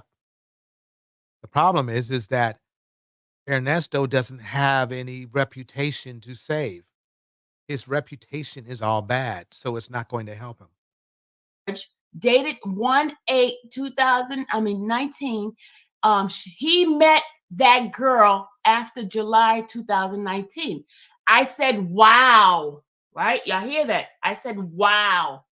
Then she said the jurisdiction from the 90,000 was in Kentucky. And the detective said, Fulton County said he's threatened to kill, he gave the girl's name, I'm not going to say it, and her family. Lie. Said it. All right. New Diamond, are you online? Yes, I'm here. What do you think so far about what Sylvia is I'm saying? listening. Like I said, I don't know too much about this case, so I came up to kind of listen until you go to another because I don't know too much about them. Yeah. Okay, no problem. You know what really gets me is that, do these two women realize they are ruining this bad, the case is already bad, but they're making it worse? Because what the information they're giving, quite honestly, it's not supposed to be said online. I'm shocked it's still up. I'm shocked. I'm really shocked it's still up. This is what you call, this is the definition of messy. And I don't mean the soccer player either. I'm going to play a little bit more. Here we go. In court while you were there, victim is scared to come forward. Lie. You see who all he deals with and how he is on all calls. And his wife even said he's easygoing. They're trying to paint him to be violent. He's not. Never had the police. His history says otherwise. to his house for domestic anything ever in his life. Violence is a pattern, right? So Violence is a pattern. The problem is that he may not have them at his house, but he sure had them at his business. Boom. Oops. I said, which do you think? I say, I guess who do you think is behind this? Seems like they hate him. That's what I said, right? And I said, I want to let you know where I stand. I believe he deserves a fairness in the system. I know how unfair the system is to Black men and people of color, period. That's what I said to her. Then she says, the teacher got, now you see, it's her talking, not me giving any information, her talking, okay? She said, the teacher got on Shirley's page on August 21st, trying to tell on him because she was unaware he was in jail. When let me pause it right there. At what point do people who support people in prison, especially when there's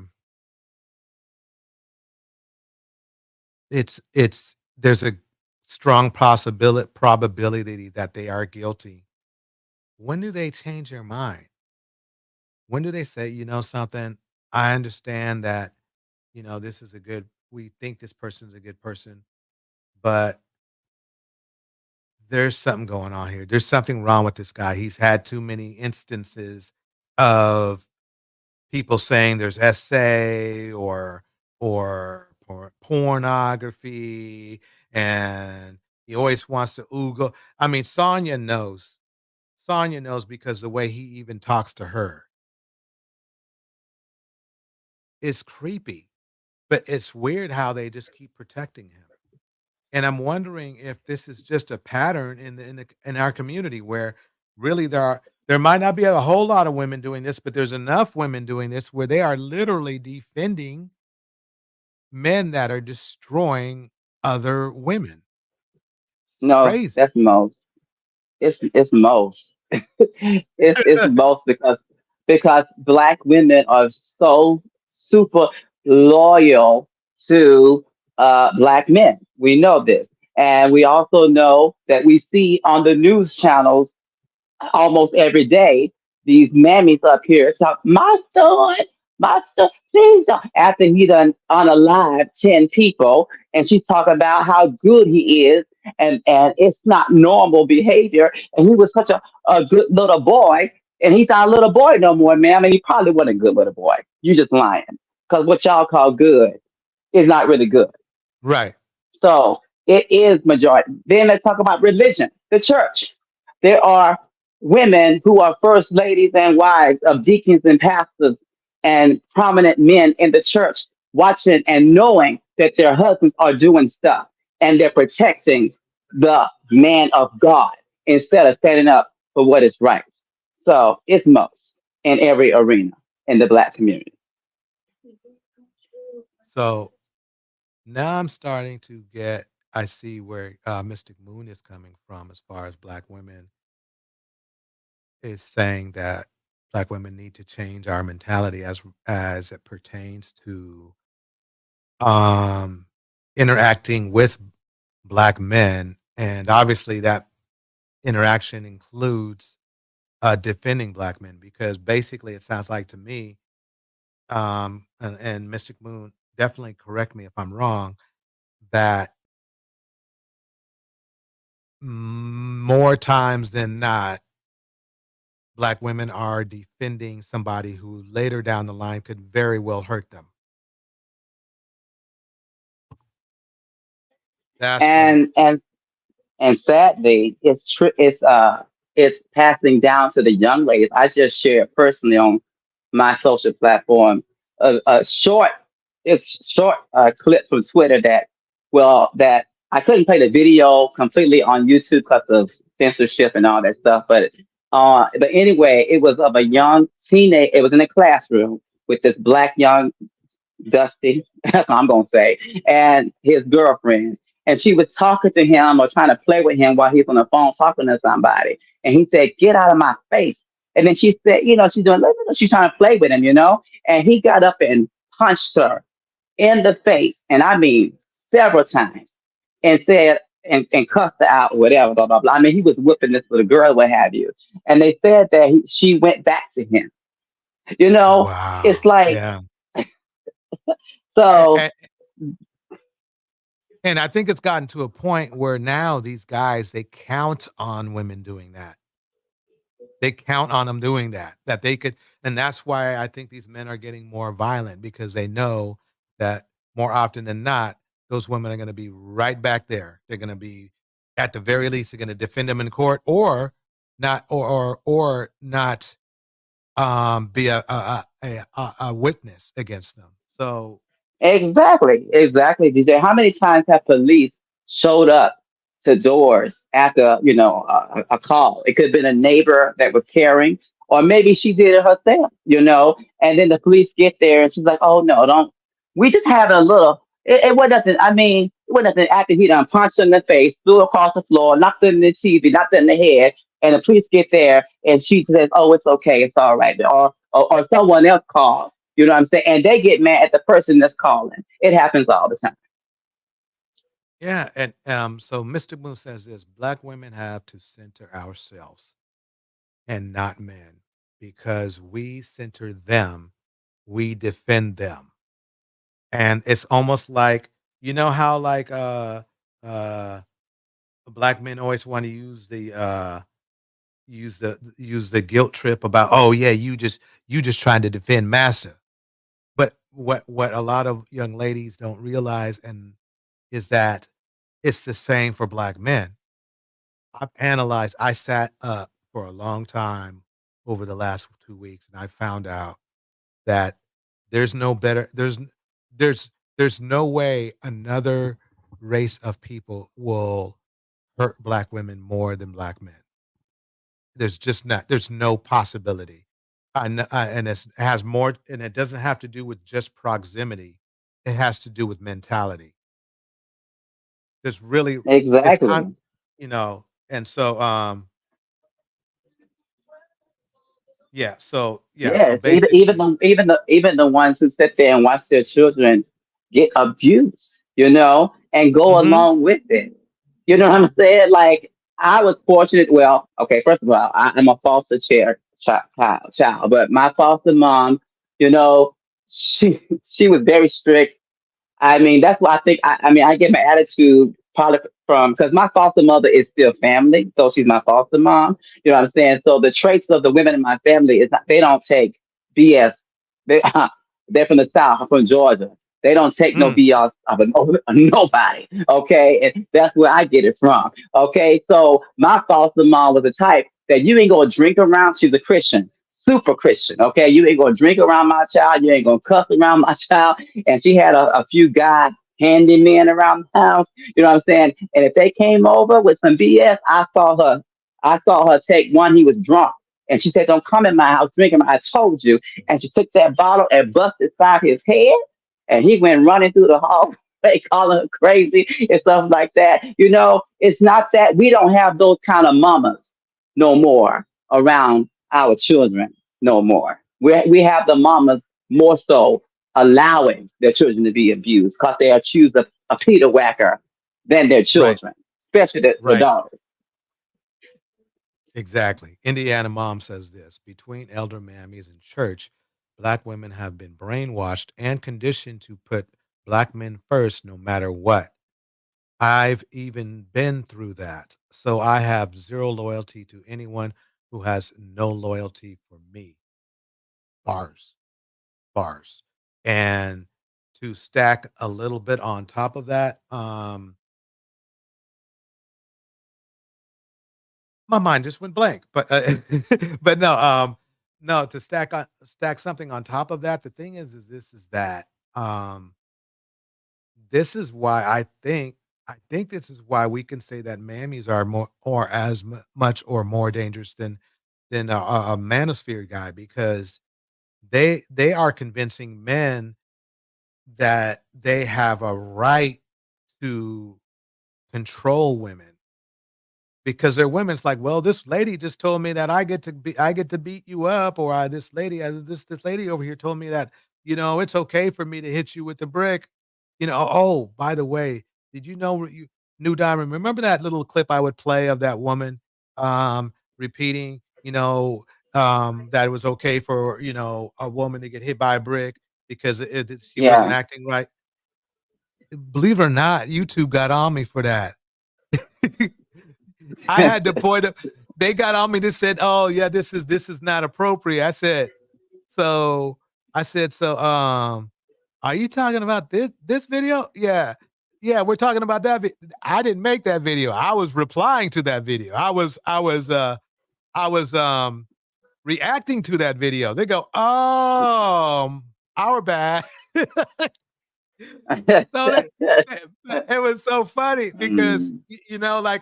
because I made that little clip on there and everything about Chantel saying all that stuff. They still kept their video up, but Yeah. as soon as I explained to them, oh yeah, that they're the ones, I mean, that I said, are you talking about this video? And they were like, yeah, this is what this is what we knocked your video down for, right? I said, that's not my video. That's not mine. I was reacting to it. So, I know. it was real. It was kind of funny, but I just had to bring YouTube that does that up. to me too. YouTube does that a lot. So I don't understand. I don't understand YouTube either. So Yeah. So yeah, that was very interesting. I just brought that up because just in case somebody you run across something like that, sometimes YouTube will make a mistake on the owner of the video because if you respond to something or you react to something, and that reaction, you're reacting to something they find repulsive, right?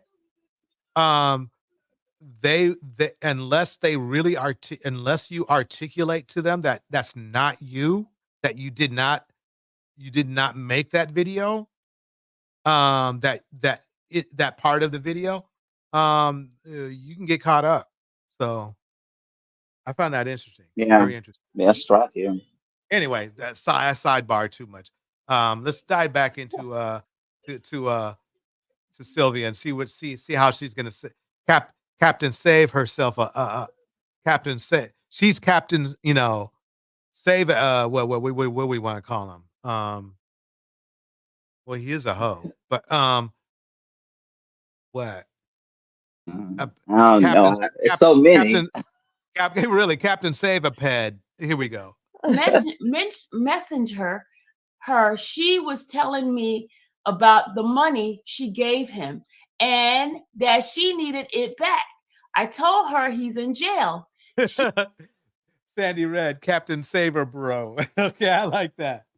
She asked if I ever gave him money. I told her no, he's married. She said she was mad thinking he ghosted her, and I was trying to expose, and she was trying to expose him to his wife. She reported the car stolen on June 22, but That's a good point because he did steal a car. So I mean, how many different? See, it's not like Ernesto has just like all this. He's not in prison because of one person. He's like in prison because, well, let me say jail because they might say I'm not telling the truth. He's in jail or prison. Let's just say behind bars, just to make it safe. Okay, he's behind bars because of multiple people, multiple instances, in multiple places for multiple amounts of money. When do these people understand that when somebody is guilty? He's going to be guilty of something. There's just too many different diverse charges on his jacket. That's why he's been there so long. If it was just one thing, they would have got through that. But then it's like, oh shit. And then more comes out. And then another person comes up. And then and then they find out something else. And while they're finding out something else pops up. That's why it's been there Yeah. for that long. And that I hate to say it, but unless he comes out clean somehow, and he can't, I just can't see how he can. he's going to be in there for a minute until they resolve this. So I don't see how he's going to get out of all of it. It's too different. It's too diverse. The charges are too different. It's everything from fraud to SA.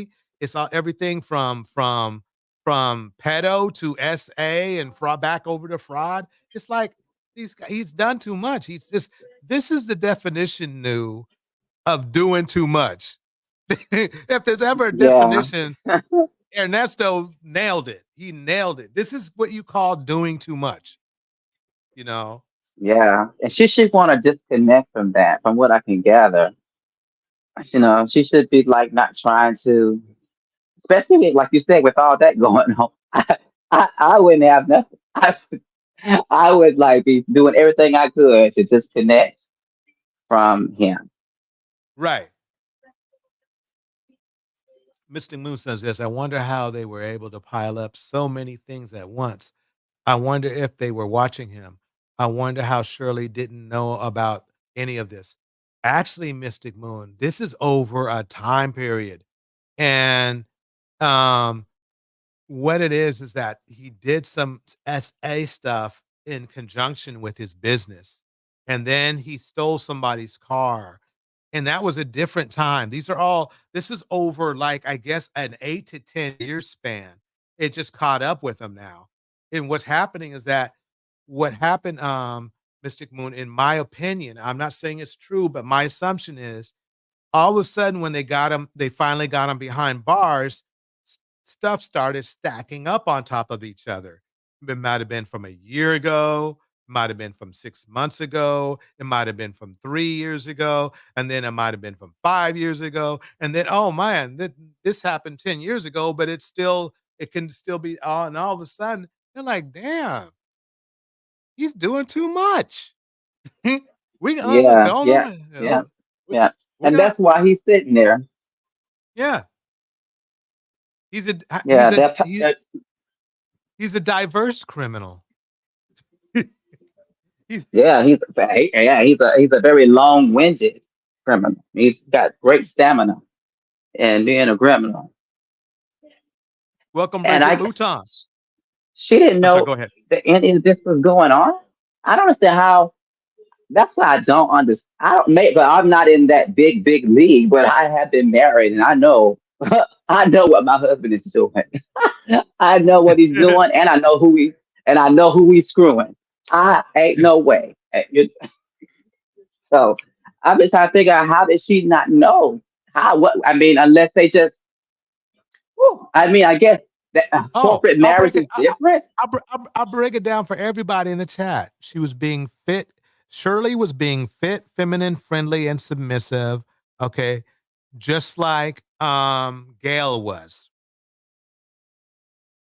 They were being fit, friendly, feminine, and submissive, which means let me cheat in peace. That's what that means the dude was saying. And they let him cheat in peace. They let him cheat in peace. That's where it came from. I'm telling you, that's Yeah. it's the funniest thing, most ironic thing about this whole red pill thing is the women who adhere to it the most get treated the worst. She got that right. I mean, Gail she knew dude was cheating. The side chick that Gail's Harold, I think his name is Harold Melvin in the Blue Notes or whatever. Harold had been a hoe all through their marriage. Okay, allegedly, he had been a garden tool all the way through their marriage. I need to clean up my never mind. Anyway, let me get back to this. And so has Ernesto. And it's funny because you would think, okay, the theory about a man cheating would be that, okay, they're so high value that they deserve that. Ernesto is a thug. So how did he deserve to do? I mean, he was literally SA on top of the cheating aspect in the house, kittens in caskets. I mean, this is messy on top of messy. I mean, and I guarantee you, there are things that Shirley could charge him with too. I guarantee you, like he either stole something from her or scammed her out of something. Because really, quite honestly, I don't think he knows what love is. Love is nothing to him. He doesn't have those kind of emotions. He's basically a career hustler in a negative context. That's how I see it. Well, that is kind of, that's kind of like how most of them are. That's the whole point of Yeah. Princella's message. Is, It's is that women are the resources. Uh-huh. And right. so, and yeah. Yeah, see, the thing about Princella's theory is this. At face value, if you're just a regular guy and you're not really well educated as far as emotional and relationship wise educated, I can see on somebody getting upset with her. But then if you sat down, and Cynthia G is very similar as well. If you sat down and just broke it down, and it's like, okay, men, if you ask 100 men what they like about somebody, right? What they look for in a woman, and it's all shallow shit, right? And it's all about looks, and it's about just you have a big butt. Then you start to see, then you start to understand where Princella and Cynthia G were coming from, because it's like, oh, okay, I get it. It's like, okay, what you're saying is this. It's that basically when you look at when you generally look at men, and I see, and oh, I forgot to mention, you just have to watch a Kendra G show too.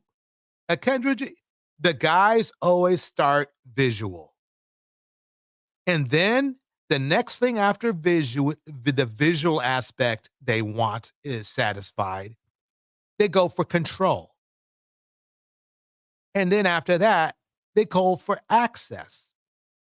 And then after that, they go for more control, for more access, not necessarily for the same person. What I mean is, let me cheat in peace.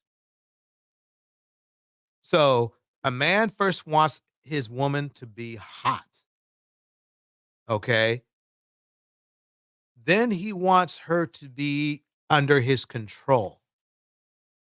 Then he wants her to allow him to control other women and have access to other women, because that's how he thinks, because he doesn't love you. And that's boom, that's when it hits you hard, where both Cynthia G and Priscilla are coming from. Because for you to have those kind of emotions and feelings as a man, or lack thereof emotions and feelings, you don't love anybody. Those are not loving traits. Wanting to be with No, other women, and hey, some guys, other men, okay? Let's keep it open-minded, because you deal usually hey, that means something for, yeah, hey, he made up his name, not us. So you know, there's a reason why DL got so famous. I mean, it's because it's the truth. And so I truly believe that has a lot to do with it, because look, if you truly love somebody, you don't want to hurt their feelings. You don't want them to feel sad. You don't want them to feel shame. You see what I'm saying? And cheating and controlling somebody does exactly that. It's kind of yeah, like, but that's not. I'm sorry. Go ahead. Go ahead. Not. I was going to say that's not their That's just not their mentality. Even even on the gay spectrum. I was at an event this past, well, the other weekend, week before this past, and Samson. I don't know if you know who he is, but Samson was there. Samson is a gay comedian. He's very popular, and he was there. And then I have to say that I had first forgot. I knew his face, and we had communicated before online, but I don't. You know how I feel about Anyway, you know what I'm saying. So I took a minute, but I remember he told me who he was. Finally, we started talking, but we got to talking because he asked if I had a boyfriend yet, and I started, giving my opinion about that, and he was like, "Oh no," he said, "that's not true because a man can be with someone and love that person doesn't mean that if he cheats on that person that he doesn't love that person." That's exactly what he told me. And so we're going back and forth. I'm like, well, no, not if you're in a monogamous, if there's an agreement, you know what I'm saying? And this person is expecting to be in a monogamous relationship, then no, that is cheating. Oh, no, no, no. You see, no, you can love that person and still cheat. It's just how you do it. How you do it. You don't do it disrespectfully. So this is toxic male pathology, regardless of sexuality. Right. I mean, look at it this way. Look, I was a Kevin Hart fan for a long time. I mean, one of the few people I'm taller than, so I'm happy about that. But aside of that, okay. But the thing is this: he is a busy man. He has a lot going on for himself, but even he can't stop from hurting his own wife. Okay, and cheating on her repeatedly. Okay, repeatedly.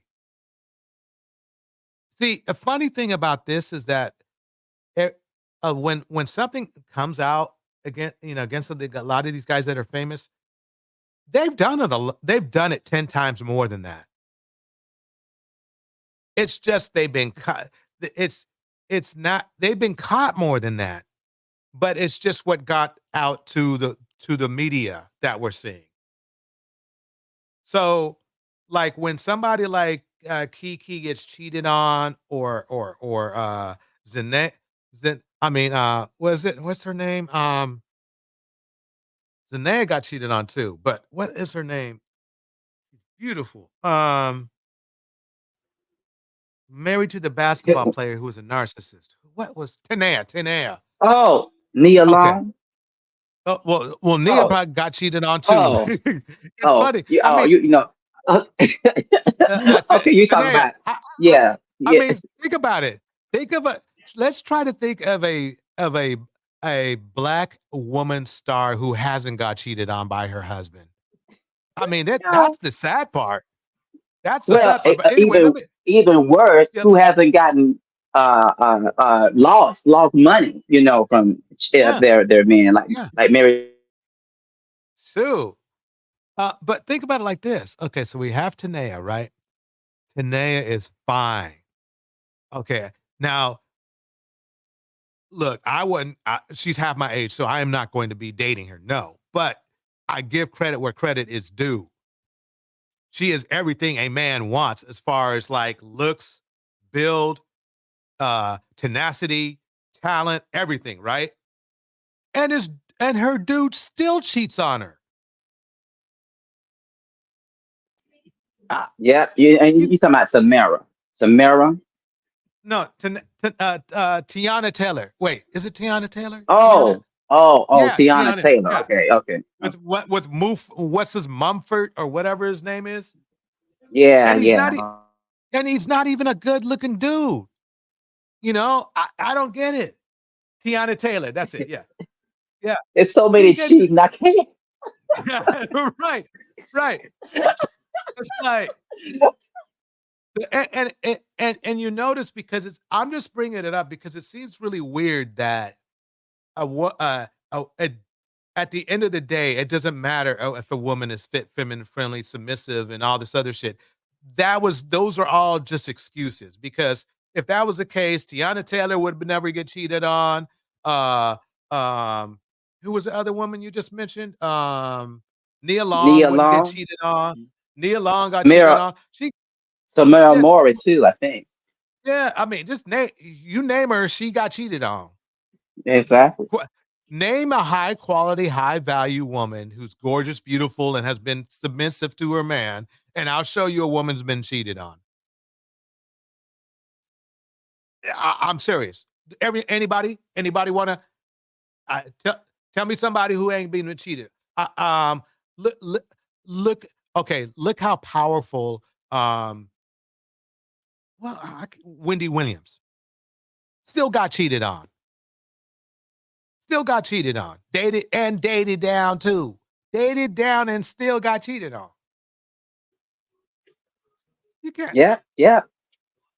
And they created patriarchy. Male have created society, I'll say, to where women actually compete with each other, and that doesn't help. You know what I'm saying? Because Right. another woman is willing to help another woman cheat on her husband. That doesn't help at all. Right. Yeah. You know, and that's it.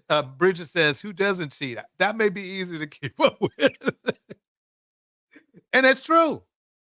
I think. Okay, let's put it this way. I heard Denzel. Denzel might have cheated a long time ago, but he doesn't do that anymore. So I'm gonna give him props. I heard.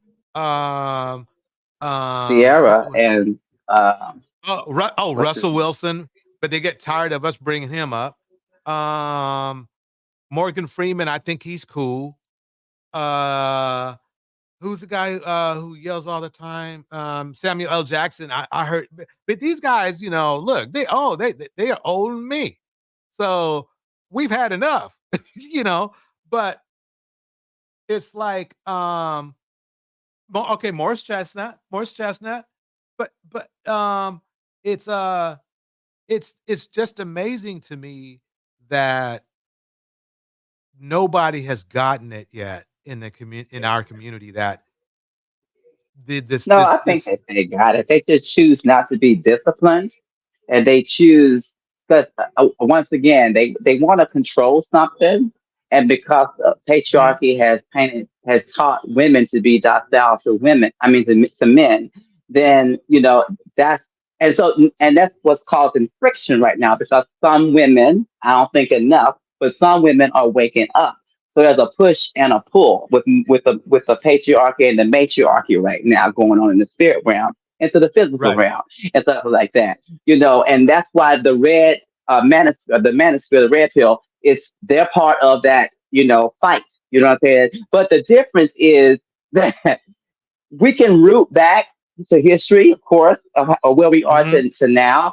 But the difference is we could talk about the bad things, how the men were in the 70s and the 60s and the 1900s and beyond. But the difference is that we can't even compare even just work ethics compared to men of the older generations to now. Because these mofos are just lazy. They're lazy, trifling, don't want to get a job, don't want to go to school, don't want to even take care of their health. Okay? Don't want to take care of their health, but want somebody to submit to them, be a freak for them. I can get, I even have to deal with that myself. And I've been dealing with it for the past 2 days. I've been out and about. They see women as sex objects, and that's it, and tools to use, and that's it. I've had to cuss dust buckets out all weekend to get out of my face. What makes you think that I want you? Sitting here with no teeth in your mouth. You know what I'm saying? It's just, I mean, I had one actually follow me into a store after I told him, now this wasn't a total dust bucket, he had a car, you know what I'm saying? I told him I wasn't interested. He came in the store and found me on the aisle that I was shopping in and said, I can buy everything that you're picking up in this store right now. And guess where I was? Dollar Tree. Ninja, I can buy my own.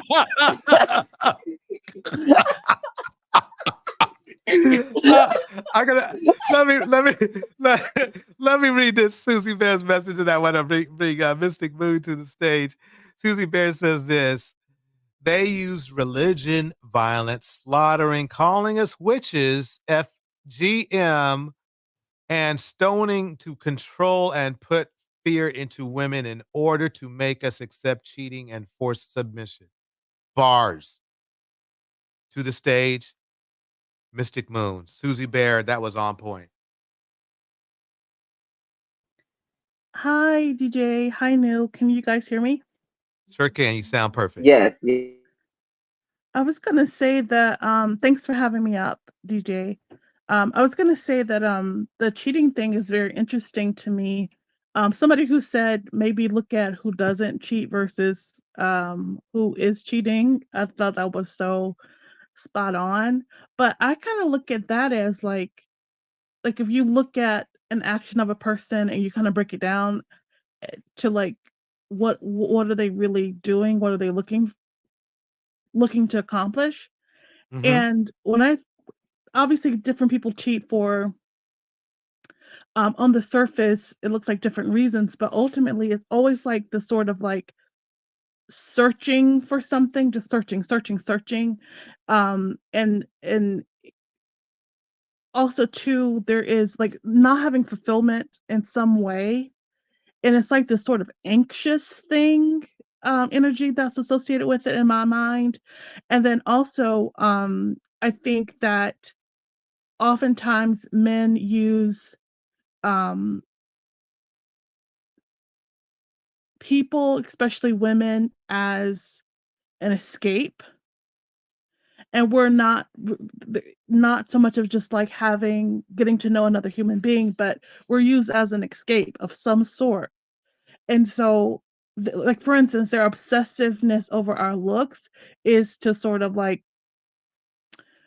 is for their image, not just like people wanting to naturally be attracted to each other, but I mean like this sort of like over the top thinking women should be impeccable all the time. It seems like that's more for your image that you want to present to the world.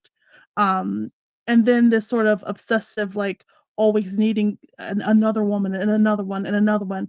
It's like a compulsive thing, like a unsettled spirit. So I think sometimes this is like bigger than like discipline and bigger than just they're not being good people. It's like, no, you're psychologically trying to fulfill something that you can't fulfill with a person or a job title or money or whatever, and you're just looking, you can't find it. So I think that at some point men are going to really have to sort of actually, you know what, they don't have to do anything. They don't have to do anything because nobody's making them do anything, so they don't have to do anything except continue to run amok. But at some point I think once women do their own work, we can be able to create a place where people don't feel so much lack and so much uneasiness within themselves where they're always looking for something. I read this, I think this was a TikTok or a comment. I can't remember where I saw this in the last few days, but it was a woman who said, um, maybe it was a comment, um, her that men start finding having these profound like epiphanies, but it's like stuff like at they're 40 years old that girls have figured out at age 10. And I thought that rang so true because they're emotionally challenged, but that's the environment that we create for people is to be emotionally challenged, to feel lack, to feel like they're not enough, to not know themselves, to not to be okay with being still. It's a lot. It's just a lot. But that's what I wanted to add, like to look at what cheating really is, and it's always this uneasy searching, trying to find something to feel something, just looking, just always looking, and just can't sit still. That's all I Yeah. got. No, it makes a lot. The thing is this is that's why I think we do a little bit of I'll say accusing of a lot of men being on the down low because if they're not, it seems like they're overall at the end of the day, it sounds like they're just dissatisfied with women for some reason, whether it's emotionally or physically, that there's something they're looking for that no woman can give them. Now, obviously, it. That's just what I think it is. I think they, for some reason, I think what you're, I think I'm getting is that they have their compass is not working. They really don't know what they're looking for because they just have no clue what to look for. Mhm. So they're basically just wasting their own time and other people's time because even if that person was supposed to be the perfect one for them, they're not because they don't know what perfect is. These men don't know what perfect means to them. As far not necessarily perfect because nobody's perfect, but as far as like they can't establish harmony or they Mm. can't establish compatibility because they don't know what that means. They have no clue what that means. It's kind of like you know, uh, you go fishing and you don't know how to fish. It's like you're basically throwing rocks in the water, thinking that's going to catch fish. It's an unbridled energy that it's like this active energy that is set loose that has no kind of control on it. And that's a problem.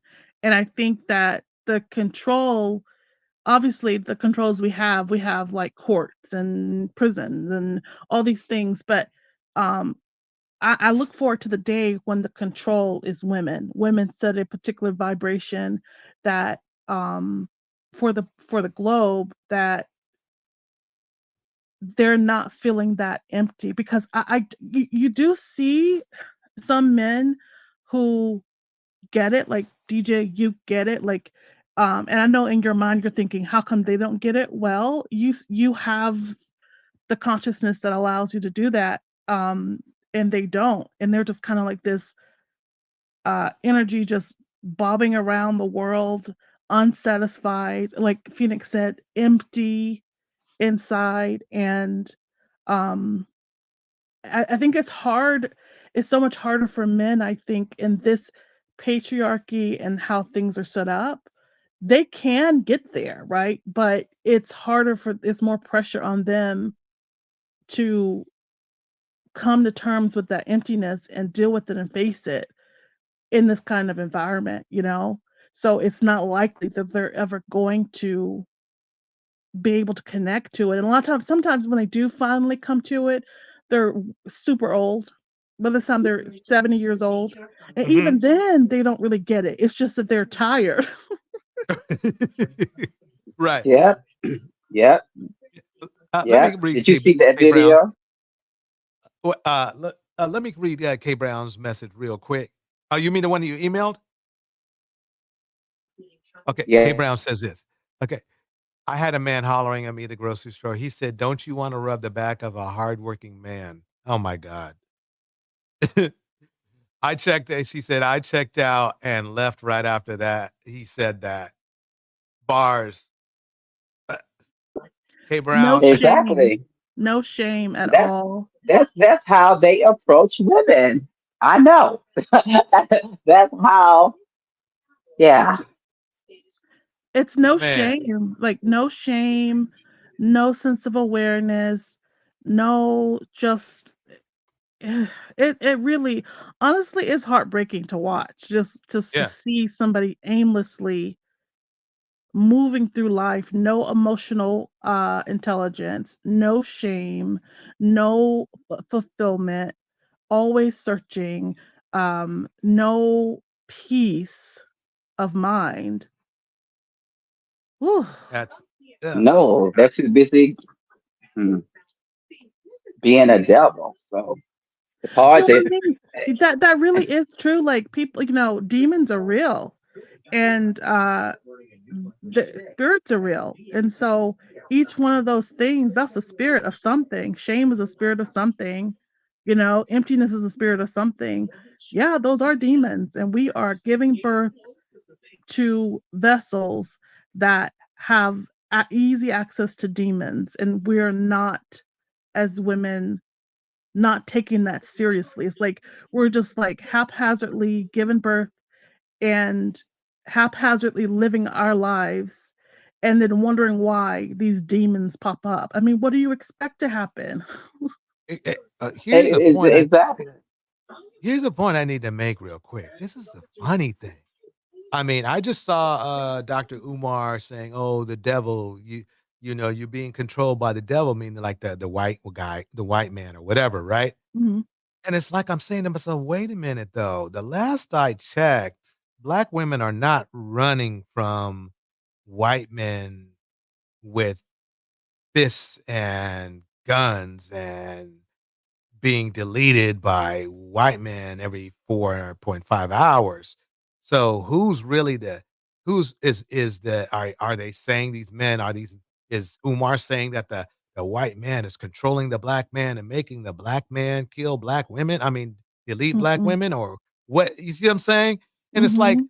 I mean, logically, the devil to anyone would be that person that is hurting them the most, right? Mhm. It would I mean, so even the thing is this is that if that's the case, then that whole devil theory that Umar and others are trying to sell, right? It's full of crap because until we as men stop hurting our women as much as as much as we're doing, we are literally the devil to black women. Mhm. I mean, think It about it. absolutely. Yeah. I That's a mean, very good point. They are the devil, and they don't have to be the devil. It's not a permanent state of being. Somebody said this, and it was so powerful. I think it was Rupert Spira, but he said no, or maybe it was Alan Watts. I'm sorry, it was Alan Watts who said that there's nothing that is permanent, right? So nothing that you look at with your eyes is permanent. So your hands, the sky, the stars, the whatever, right? If you keep zooming in and zooming in and zooming in, you will find that it's just a pattern of vibration. It's just vibrating like particles or whatever, and nothing is really permanent, which means that it's just a pattern. So every form that you look at is just a pattern of energy vibrating. And so this idea of them being the devil isn't stamping them with that label forever. It's saying that is the current vibration that you're at. That's the form that that movement is creating, but it doesn't have to, you don't have to vibrate in that pattern forever. Um, but you are really the devil. And it's not even like trying to insult anybody. It's just a matter of a fact. You are the devil, but guess what? Women are double creators because listen, it always comes back to us. We are the portal. There's a but but at the same time I don't judge women for it either because guess what? We don't know. So it's like we all don't know, but guess what? We are waking up. This whole idea of the age of Aquarius is very real on all the levels that we are slowly waking up and seeing our error. Yes. And that's the only way. That's the only way for what you said, for the results to be what you said. The Mm-hmm. only way for that to happen, the only way is for women, to take their place back as the majority, as the matriarchy that's running stuff. That's the only way because until these men see consequences, that's the only way. It's like with the child. If you just allow your child to just do whatever and you don't ever give consequences and you just keep on praying about it or just keep on hoping the child's going to miraculously change her or his behavior, then you'll be waiting forever. And we, Yeah. we see that in real time. So women, these men, because they're making a conscious decision to be this way because they don't see women giving consequences. Until there's consequences, like I said, until women stop helping each other cheat, until women start abusing each other, until women come together as a unity, regardless of race or creed or anything, come together and unify and stop hurting each other because of men, then they're never going to change at majority. It'll still be the minor, like DJ. He's part of the minor, the rare group. And in order to get more than none, women have to change what y'all are doing. You understand? That's Yeah, why hip hop's going to change. absolutely. Absolutely. And it's going to happen. It's inevitable. The shifts, sometimes I look at things like COVID and um, the internet and all of these different things that seem unrelated, but these are some of the things that we're able to that's making way for us to be able to wake up. And yeah, and you know what's interesting? I'm going to say this, I'm going to step down. You know what I find so fascinating is that even though we may think we want different things, we all want the same thing. I mean, think about it.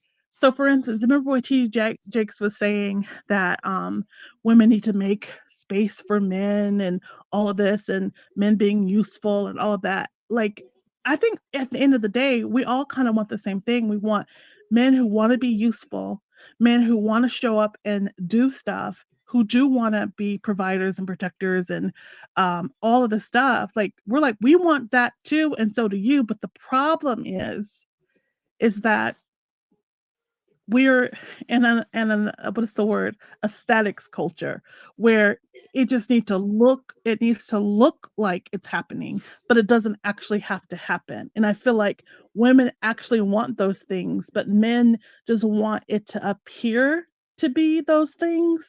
And so when you hear women say things like, let's take our power back and let's, be independent, all of that, I think sometimes men, especially people who are more red pill, will think, oh, you're going against allowing men to be protectors and providers and things like that. But it's like, no, the truth is us pulling back and centering ourselves, all of that will result in you stepping up. So it's like they don't realize that we are looking for the same thing, but they're trying to go about it the wrong way. Well, we're all trying to go about it the wrong way. There's a wisdom inside of all of us, even the most seemingly ignorant person, that knows what the truth is. And I think that seed is in men and that seed is in women too. And we all kind of know it, but we just don't know how to get there. And there's another example of that is when they say things like, when men don't want women who have a high body count and things like that or whatever.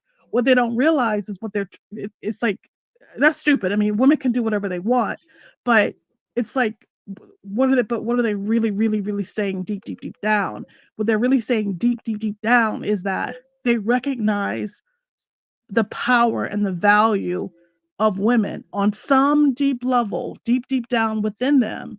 And they can't quite come to the level of like, they can't quite articulate it or reach that space. So the closest they can get to that is that they don't want you to be with anybody else, you know what I'm saying? But it's like, but us pulling away and saying, we're going to center ourselves, we're going to figure out what it means to value ourselves. And then they get mad and they're like, how dare you try to value yourself? It's like, we're doing the thing that you say that we should be doing, except we're doing it on our terms, and you're mad because you want it to be on your terms, because you want to look like you have somebody who has never been with anybody else so that you can look good. But if I say, you know what, I'm going to take it a step further, I'm going to value myself and center myself, and I'm going to do the work to really be worth whatever, they have a problem with it. Does that make sense? It's like a giant contradiction. They don't actually want you to value yourself.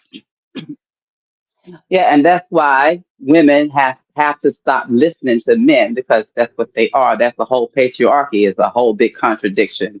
Yeah, in itself. The Constitution is a contradiction in itself. You know what I'm saying? And that was written by men too. Here's the thing: is that women have to stop. As I have said and will say, is that men think on a one level. They're very abstract thinkers, because they operate mostly on their toxic masculine energy and not any of That some of them, not even in their feminine, because we all got masculine and feminine energy no matter what. But they operate on a level that matches up to to biology, just about. You know what I'm saying? And they're operating in that hierarchy, patriarchy, mess crap that's been passed down. But a woman is, first of all, let's just be honest. Like Priscilla says, a woman is what? A creator. Okay? A male could never ever supersede the power of a creator. So a woman is a creator and everyone else is the creation. So how could the creation be smarter and wiser than the creator? Ever. Exactly. Ever. Never going to happen. Okay. So again, I'm saying that's why I'm leaving back and going back, getting back to your place, getting back to your rightful place as women and matriarchy. You are the higher power, however you may see it. Okay. Put you in a position of creator. Okay. You know, that's why when men are talking to me about who's got the most important part, you know, in the making of a child, you know, because they do that kind of crap. You know what I'm saying? Like their little 2-minute session, like pounding a pillow, you know what I'm saying, was the most important part, you know what I'm saying, of the pregnancy process. When a woman goes through how much and go through so much and 9 months and at that risking her health at the same time. From your 2-minute town on her. And there was no emotions involved. And that's the difference as well. Women are emotional. Men are just visual and sexual. They don't have to be emotional to have sex with somebody. So, but women get emotional a lot of times. You know, I know I'm feminine. Okay. So you have sex with someone and you're like, oh my God, it's so good. And you want to, whatever. That man, he's going on by himself to the next one to jump inside of. So that's why I'm saying women got to understand that men will never ever, for the most part, like I said, you got some that are sensitive, very few that are sensitive, some, you know what I'm saying, and yet and still I've been with some sensitive men, but they still not gonna be totally, you know, as sensitive as a woman would be. Because women are that, okay? Women are creators. You can give a woman an idea, okay? And a man will think it one way, and a woman will think it 10, 20 ways, how to make it come to pass. So it's time for the creator to stop worshiping the creation and stop trying to make it seem like, you know, you need it. No. You deserve respect beyond measure because you are the creator. No one would exist without the womb. Right on. And Right. Right on. Let me go play a ahead. little bit more. Yeah, let me play a little bit more of this clip, and then we're gonna go to another clip. Hold on. Never reported the money situation to South Fulton police. Then she says, why is Roswell police on all these cases? And only one indictment happened in Roswell. And then she said, they are not a county police department jurisdiction. No other department is involved. I said, but Roswell is under Fulton County. That's what I said to her, right? Then she says, Alpharetta, Atlanta, Kentucky, and South Fulton. I said, Kentucky, with a question mark. And she said, the city has jurisdiction only on the city. The sheriff is the county. Look at the warrants. I said, where was he arrested? And he's... Do you guys know how weird and inappropriate this conversation that she's explaining to the world is? It's bad enough that they're doing it amongst each other. And then she's allowing everybody on YouTube to hear this conversation about this case that really, quite honestly, has nothing to do with them. Both people, Sylvia and Sonia, have nothing to do with this case. If they went away, the case wouldn't change. They're not family members. They're not married to this guy. They're not even really loved ones. Let that sink in. You gotta let that sink in for a minute. I mean, just think about it. They are literally just meddlers. Back in the day, that's what we called people who were nosy. We called them meddlers because they're basically I want it's I have mixed feelings. I have mixed feeling. I tell you why. They're messing up dude's case, you know, but at the same time, they're doing something that's really wrong. And so I really don't mind. I mean, at the same time, I mean, it's like that the guy does deserve a fair trial, but what they don't realize what they're doing is they're making it worse on him if he was innocent. To me, believe it or not, I don't believe Sonia or Sylvia think he's innocent. I think they're just trying to get what they can from the guy. And to me, it's like it's karma because he was trying to get what he could from everybody else. It's amazing to me. It's really amazing. Think about it. These women have nothing to do with this case. They're not legal professionals. One claims to be a reporter, but reporters are supposed to be non-biased because they're supposed to give you a neutral view of what's going on. And she's not even that. She a real reporter or whatever she calls herself doesn't go to somebody and says, "I think you're innocent." They might say there's discrepancies in the prosecution's case or something, but they won't say you're innocent because she does not have the expertise to know. I can tell the fact of the matter that she said she told Ernesto that she felt he was innocent, but she knows very little about the case. Sonia doesn't know that much about the case, and Sonia knows more about the case than Sylvia does. Pam Esquire tried to break it down to them. They won't believe her. A real lawyer, right?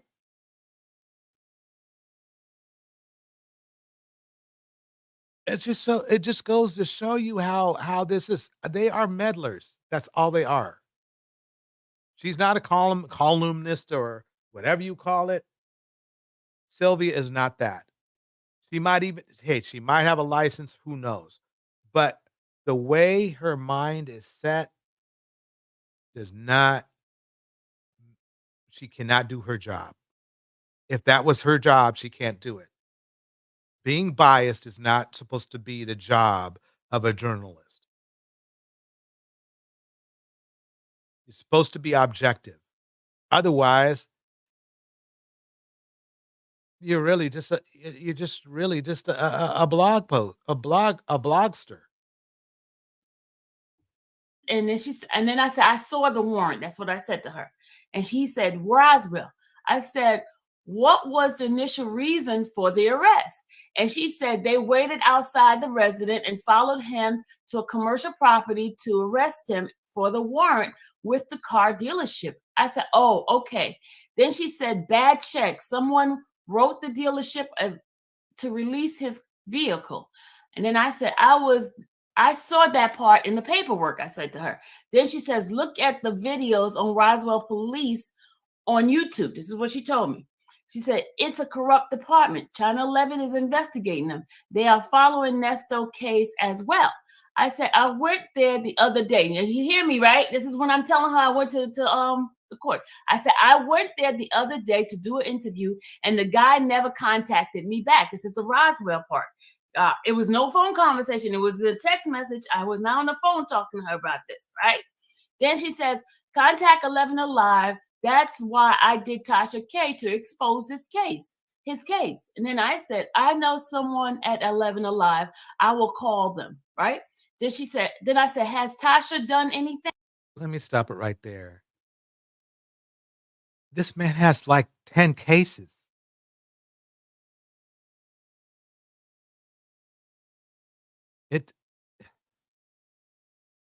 Look, I understand the police can be corrupt. That is true.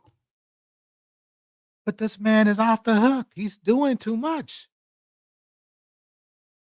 He has way too much going on. He has way too much going on. There's okay. He's not going to get out of these cases.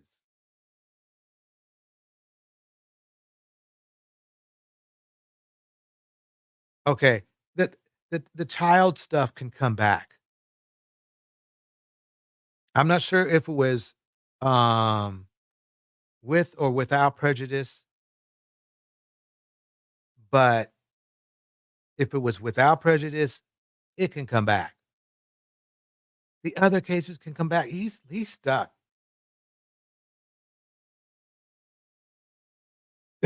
Mystic Moon, that's so true. There should be a lifetime movie on this.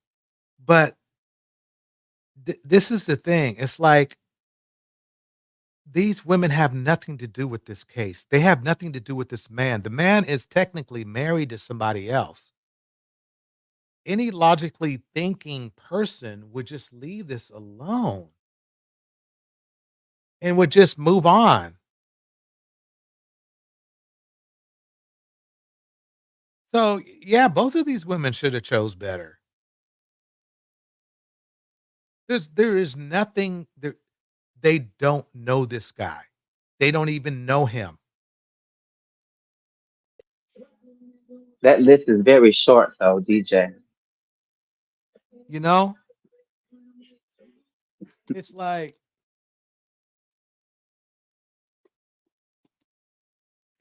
it's amazing to me. So it's funny to me because these are the same women that would defend the manosphere, right? But these are the same women that the manosphere tells these women to choose better. Isn't that something? Yes. I mean, it's the same. These are the women that these are the women that would be mammy. These would be perfect mammies. And they are mammies, by the way. So these would be the ones that would be bashing other black women, right? Talking about how they be, sending men to prison who are innocent, like Nesto and all this kind of stuff. Yet I'm telling you, these are the same women these men in the manosphere detest. Which shows you the hypocrisy in their ideology. Yep, but they'll use them as an per se example, but they're not with them though. So, they'll say, why won't you be like this, right? This woman, right? Why don't you be like her over here? She's submissive fit, which she ain't all that, I'm just saying, what I'm saying? I'm just saying they'll say whatever requirements are, what I'm saying, and point to someone. And then, but they're not even with that person. And the very person that's caping for, I'm like, ma'am, where is this man that where is the man that you're telling other women to submit to? Why don't you have? Why aren't they with you? For real. Mm-hmm. Because I saw a bunch of big burly black women singing hymns at Kitten Hill's homegoing service, and I thought he didn't like big burly black dark skinned women. That's who was in there singing on Mammy Mountain. Yeah, at his funeral. I mean that's the ironic part about it. That's the ironic part. It wasn't like that. You would have thought that the manosphere, right? This is how fake they are, right? They and they still are. That's why I have no respect for them, because here they are saying, "Oh yeah, we love Lord Samuels and shit."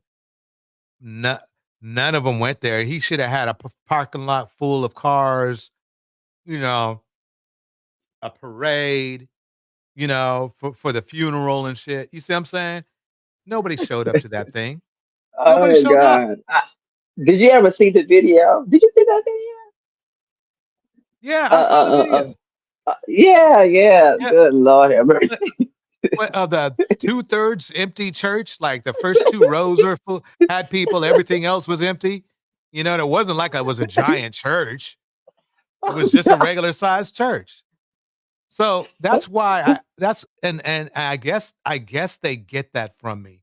These dudes, they get that from me, and why they hate me so much is because you guys are full of shit. The Manosphere dudes are full of shit. I mean, they really are. They say all they didn't even love Kevin Samuels. They faked that. What they did is they loved what he was saying. They loved the type of abuse he was handing out. That's what they loved. Because think about it. If they truly loved them, they would come on now. He has like 1.5 million people, right? 1.5 million people. You couldn't send 15, you couldn't send 1/10 of that over to the church, and fill up the lot, just for GP, just for to make it look good, just to send them off on a good note, right? They couldn't even do that. For real. In fact, you know what? They could have hired some actors and actresses. They could have got, what I'm saying? They could have paid some preferences and the friendly to go there, mix, you know what I'm saying? They could have, they didn't do nothing. Absolutely nothing. Yeah, Carmel baby, we're talking about Kevin Samuels, about his passing. I guess it was almost 2 years ago now, but we were just talking value. About, well, also Carmel baby. It's 8:23. So at 8:00, a brother died. A black man just died. So and one's around at 9:00, another one will have died.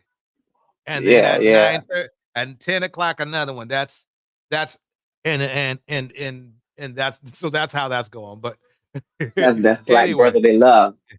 Yeah. But good question because who died? There go another one. There we are. I hear Queen in the background. Dong, gong, gong. Worm food. Dong, dong, dong, dong, dong. Gong, gong, gong. Another one bites the dust. And you see, that's another thing. I don't know why I'm on this high horse tonight, but I am. But you would think we would want to solve that problem of brothers getting into it with each other to the point of deletion, right? But you saw how our role models, right? Shay, whatever, Shannon Sharp and Mike were getting into it. It's like, there you go. That's why we're one every hour. That same mentality. Oh, we can meet up, bro. We can meet up. I'll catch you. I'll be in town. That's what two middle-aged men have to offer the younger dudes is that. But they love them. They love them. Well, I saw that Shannon apologized. Did he? Well, yeah, I sent you the video.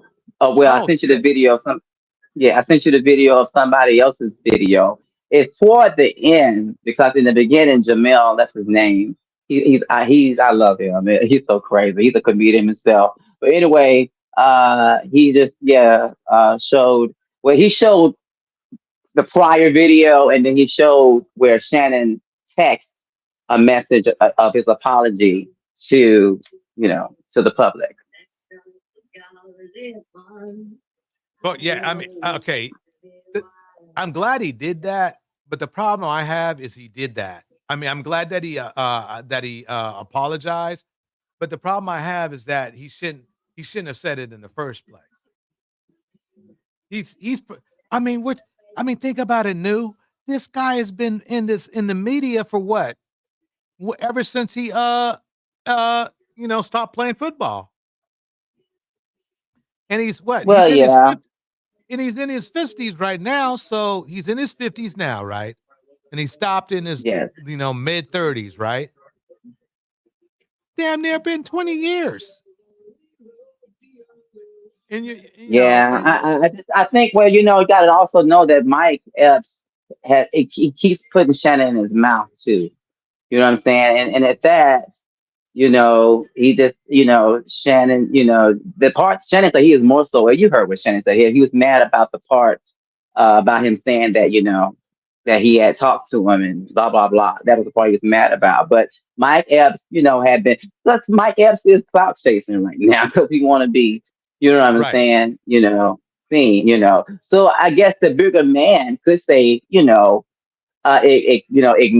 But I guess if someone keep pricking at you, then I guess it's like, do you just continue to be bullied, or what? How do you do that? Even if you are a man, you know what I'm saying, stuff like that. Do you just allow a person to continue to bully you, through social Well, media? well, Mike Epps really wasn't bullying him. All he did. Okay, this is how I see it. Okay, again, this is. I think it's. This is one thing that maybe I'm taking it for granted because I've been around comedians. It sounds like more than Shay Shay's been around comedians. I thought he said he had been around comedians. Comedians will make jokes about you. They will lie about you to make a joke. You see what I'm saying?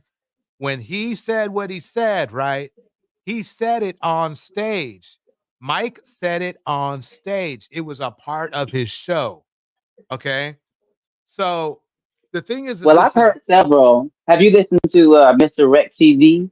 Or was it Mr. Rec? I think I was watching earlier because I know you sometimes don't you watch him sometimes? But he was, in his point of view as a black man was, that he would have done it too because when you talk about my manhood, then I have a problem. So okay. your perspective and his perspective is different. Right. My perspective is this is that look, people are always gonna say shit about manhood and stuff. What I thought Shannon was this is what I heard Shannon initially say. He didn't care about all the gay stuff. He didn't care about the sexual stuff. What he cared about was that he was lied on. And Yeah. and to me, it was like, look, number one, you're in the media. I mean, you're major. You're a major media guy now, and you've always been. You, um, you you're not just some average YouTuber out there, and even YouTubers should have some pretty thick skin. But he himself, it's like, okay, so he lied about who contacted who, and you want to fight him for that? Wait, you want to fight Mike Epps because he lied about, you know, he basically lied about clout chasing. Well, he could be, he could be fibbing a little bit about that. You know what I'm saying? He could be saying that that's what the real reason is, but really it could be about the manhood. I've been listening to men all day, you know what I'm saying, talk about this. And most of them, and not just them, but, women too are on this. That you're seeing it from an intelligent point of view. Okay, we can tell you you're a different kind of man. Okay, but other people, other men are not even focused on that part. They focus on, oh yeah, yeah, it's about my manhood. Someone, oh no, I'm gonna come out and say something about it. Then you have others saying, yeah, because he is gay, he is zesty. You know what I'm saying? So they're not even focused on the intelligence side of it, DJ. They focus on that part of it. You know what I'm saying? So what you're saying is that even though Shannon said it didn't bother him, it bothered him. Yes. Okay. That I mean, actually, that makes a lot of sense. And I mean, me myself, I wouldn't address like Shannon. I think he tries too hard to show off his muscles. That's what I think. And it sometimes it comes off a little bit. It comes off a little bit feminine. Now, I don't care. I mean, look, I'm a huge Prince fan, and Prince dressed in blouses. So what? You know what I mean? Yeah. And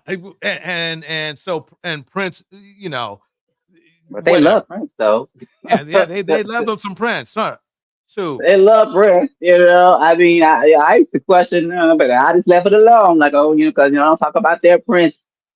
Yeah. You know what I'm saying? So, You know, but that's what's going on. Is he's trying to protect his sexual, his sexual identity, I guess we'll say. You know what I'm saying? Right. Because that's the Right. thing that's what people they going after that. Whether they're on his Right. side, because you got the ones saying, "Well, so what if he's bisexual?" Then you got the ones that's like, "Yeah, he's gay." But so that's why I know that's why he's not saying Right. that, but that is why. Yeah. Right. There's something I need to tell Shannon if he ever hears this video and then shuts down my channel. No, I'm just kidding. Um, don't do not. I mean, this really goes for everybody. A comedian, do not mess around with comedians if you don't want to be pissed off, or or don't expect to be pissed off. I wouldn't say. I mean, don't expect to be roasted or whatever they call it. Comedians, this is what they get paid for. Okay, they all. Do I think they should do the sexuality thing? I don't care because I don't want. I'm not. I'm really not a huge Mike Epps fan. I respect his skills. You Me see what I'm either. saying? But he's not going to be one of the first comedians I'm going to run to go watch either. I'm not. He won't Yeah, be the but see, last. who started But it though? I mean, didn't Mike start it with Shannon after the interview with Kat? Yeah, Kat was. welcome, Mistress Newbie. But this is the weird thing. This is the weird thing.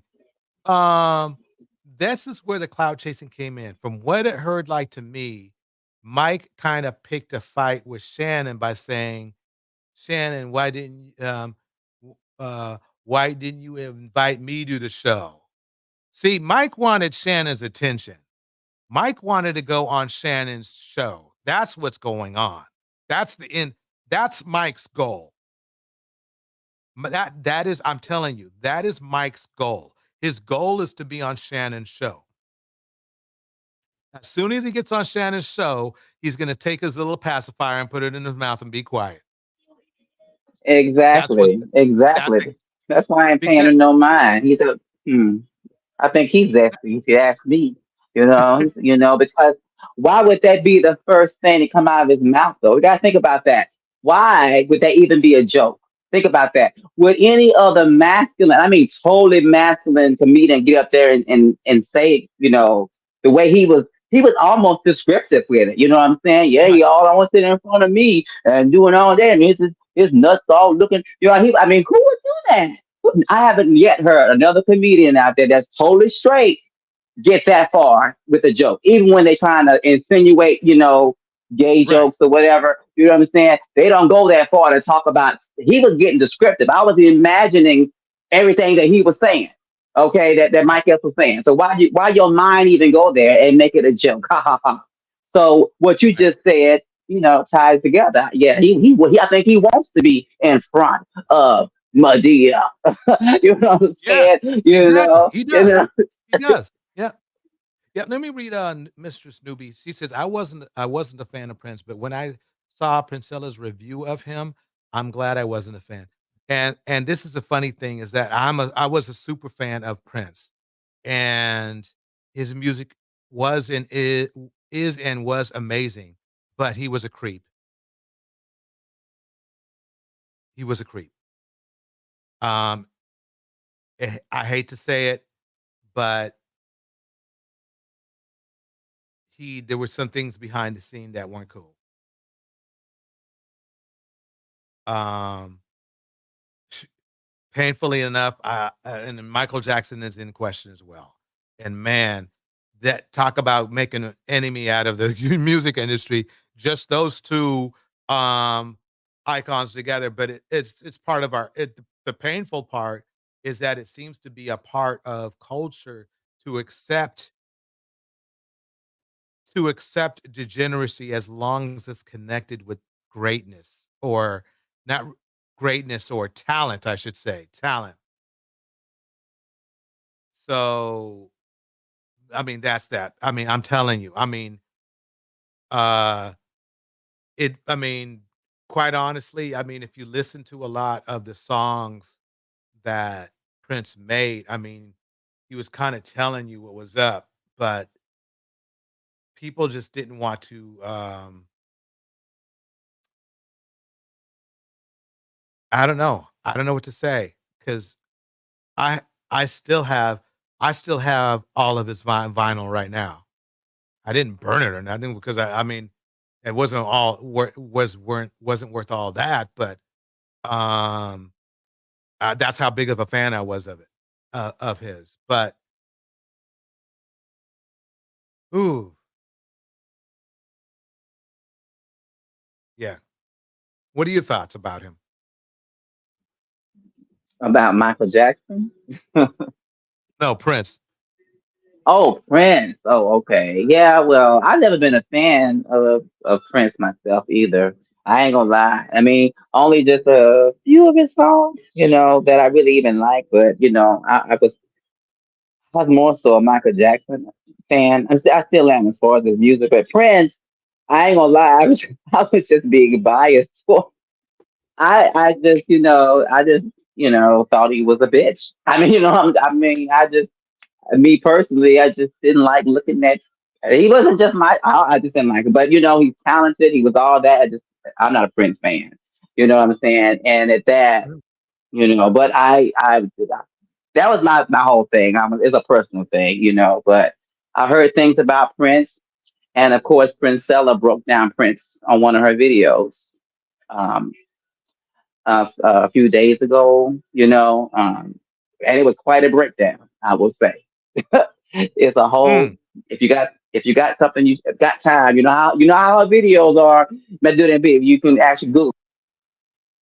Yeah, I might have to Prince. dive into that tonight later tonight. I might have hmm to check that out. But yeah, shoot. Shoot. Let me play a little bit more to see where this is going here. Okay, here we go. Thing, and she says no, it was for exposure. Never fight in the dark, right? I said, oh, okay. Then she says the more light on this case, the better the fight. Then I said, Okay. Be careful what you wish for. true. Then I said, but it seems like you're getting a lot of negativity on social media. And then she says, I spoke with several attorneys, detectives from other cities, and a prosecutor in Ohio that I guess they agree these cases don't make sense. They hate me. That's cool. And a handful hate him. Does Sylvia know that Sonia is giving her a story? That's curious. Sonia is not. Sonia is trying to make other people sound like they, and notice how all the people she's mentioning are people that have a better reputation than herself. Okay, that's the weird part. So all of them are lying, but she's the one who knows. But it worked. I said, yes, it is. And you are built for this. I said, and you are built for this, right? Then she says, have to. I smile at it all. A lot of those people are clueless to the court system. His freedom is the focus. Including herself. If she was such a good legal person, she wouldn't have gotten into the trouble she's gotten into, and she would know that this guy's in trouble. She would know that look, again, like I was saying before, he has too many cases in too many places. Oh shit, I just made a rhyme. Too many cases in too many places. You know? And that no lawyer wants to take on shit like that. That's a lot of digging to do to try to get somebody out of a hole. And so it's funny to me that she thinks she's this legal prowess. And if she was so good, then she would have got him out by now. Right? If she was so good. They are too worried who is effing who. Strangers looking for me to confide in them. It's crazy, not important. But thanks. His whole family has fell back and the weight is on me and him. My conscience won't let me. Why do you think his whole family has fell back on him? One of the reasons is because they don't like him. Yeah, well, who would? I mean, Yeah, he probably did something. He probably did something to them. For all we know, you see what I'm saying? See, Sonya is not either. Sonya can't count, and what I mean that I don't mean it as far as numbers. I mean I'll explain it. Or she wants something. She likes the attention she's getting from meddling in this case because that's what she is indeed, in my opinion, doing. She can't legally help Ernest at all. The lawyers can contact him directly. They don't need to go through Sonya. This is what I'm talking about. So you have a family that's not supporting him, right?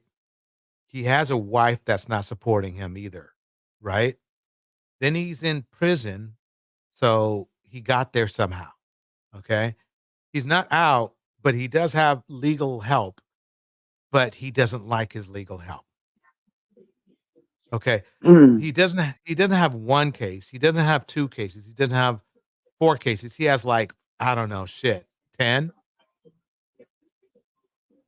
And Mm. so when is Sonya gonna add this all up? And when is Sylvia gonna add this all up? This guy is not. I mean, I understand you're innocent until you proven guilty, but damn, there's a point where why did his family? You heard Sonya say his family fell back. That's a big deal. And That's he's a not big. so quite innocent. If he was innocent, he wouldn't be locked up. He's just when they say that, I'd be like, yeah, you have enough evidence, obviously, to keep this man, or keep, when you're keeping someone, what I'm saying, in there, I mean, it's like, that's a play of words, that we, it's like, it's too much evidence here, you know what I'm saying? Like, you haven't been convicted yet, but we see what we see. And, Right. and they see what we see, or in fact, they see more than what we see, and they know more than what we know. You know what I'm saying? That's why they still got him on lock. So obviously, innocence is not even in the picture here, because, they would lower the bond, they would make it easier for him to get out. You know what I'm saying? Right. But that's not what There's they're some doing. there's some reason they want to keep. There's a reason why they have been so dead set on keeping him behind bars. There's some reason. I think they're building something bigger than even Sonya knows. She just don't know it yet. She don't know it. And that's the prosecutor's job. Yeah. That's their job. Yeah. you know. Yeah, I think he got a surprise. He got a surprise witness, or he got another surprise victim, which is another witness that they don't know about, that she don't know. And that's what they're doing is they're stacking chips. You see what I'm saying? They're stacking chips. And Exactly. The and harder he falls. yep, yep. There's a reason. I mean, look, there's guys. I mean, Camo just told me earlier today. She says, "Look, there are guys that get bond, they get bond, get released, right, and then go straight over to the victim's house and delete them." So, Yep. I I truly think that he's that they feel that Ernesto is in that mix, if you know what I mean. They feel like Yep. he's capable of doing that. So they're just being, hey, I appreciate law enforcement for doing that. I mean, the thing is this, he's got, like I said before, he's got too many cases in too many places, and he's got too much paper. It's easy for them to keep him because it's like, look, which it's not a matter of whether he's guilty, it's what what he's going to be guilty of. You know what I mean? So Exactly.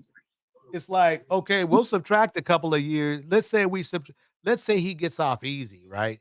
We'll subtract a couple of years, and that dude was still gonna owe us 2 more years. You see what I'm saying? So we cool about putting him just in jail for now. So that's Exactly. Mhm. that's how I see it Mhm. anyway.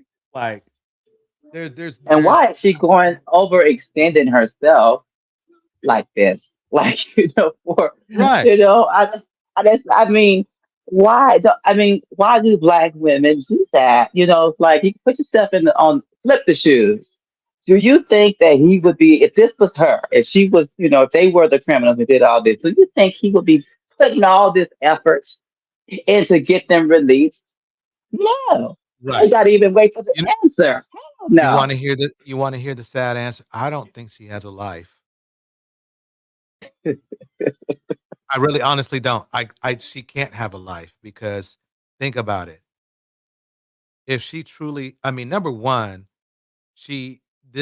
let's face it, she's like a pseudo side chick for this dude, and she has no problem with being that.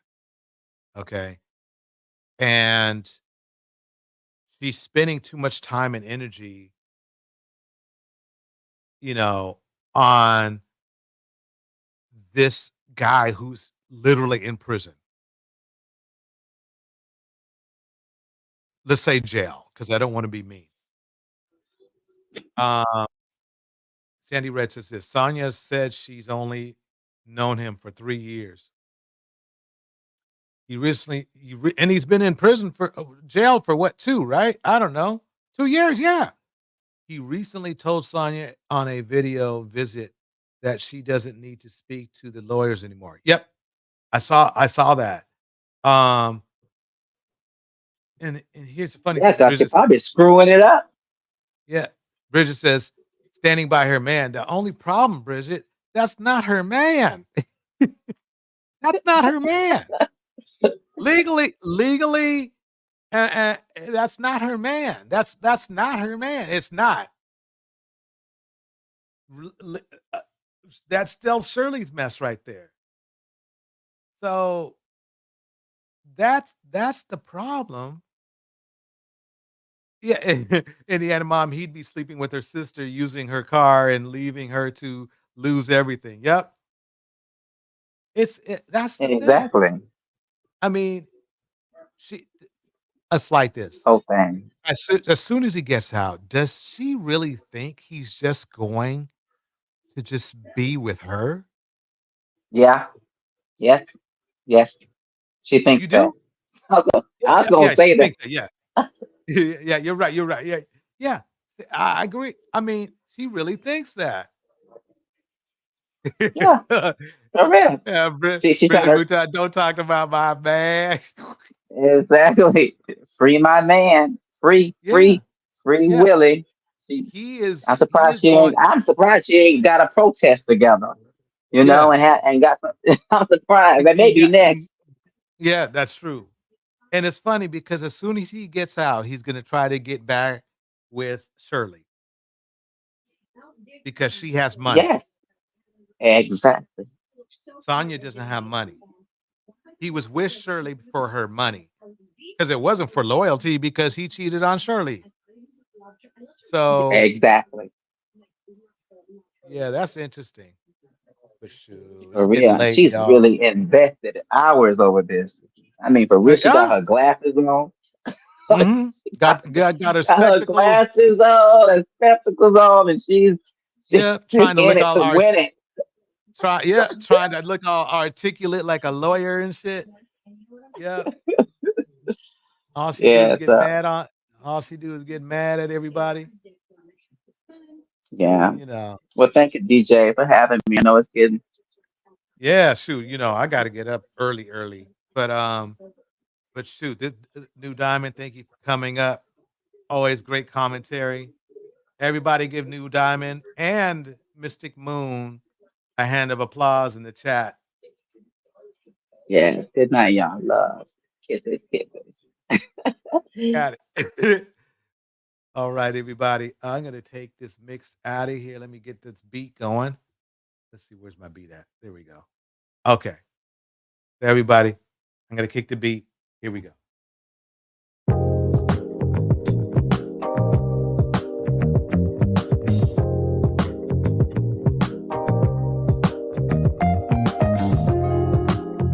All right, shout out.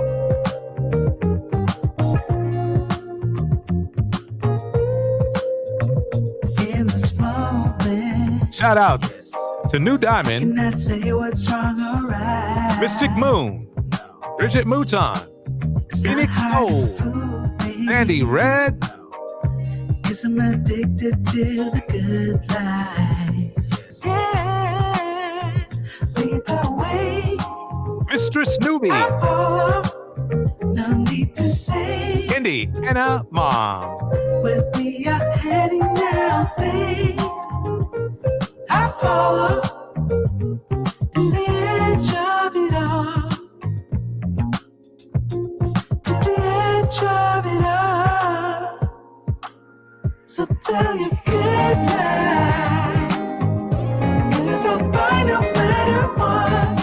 Yeah. Carmel Baby, Susceptible now.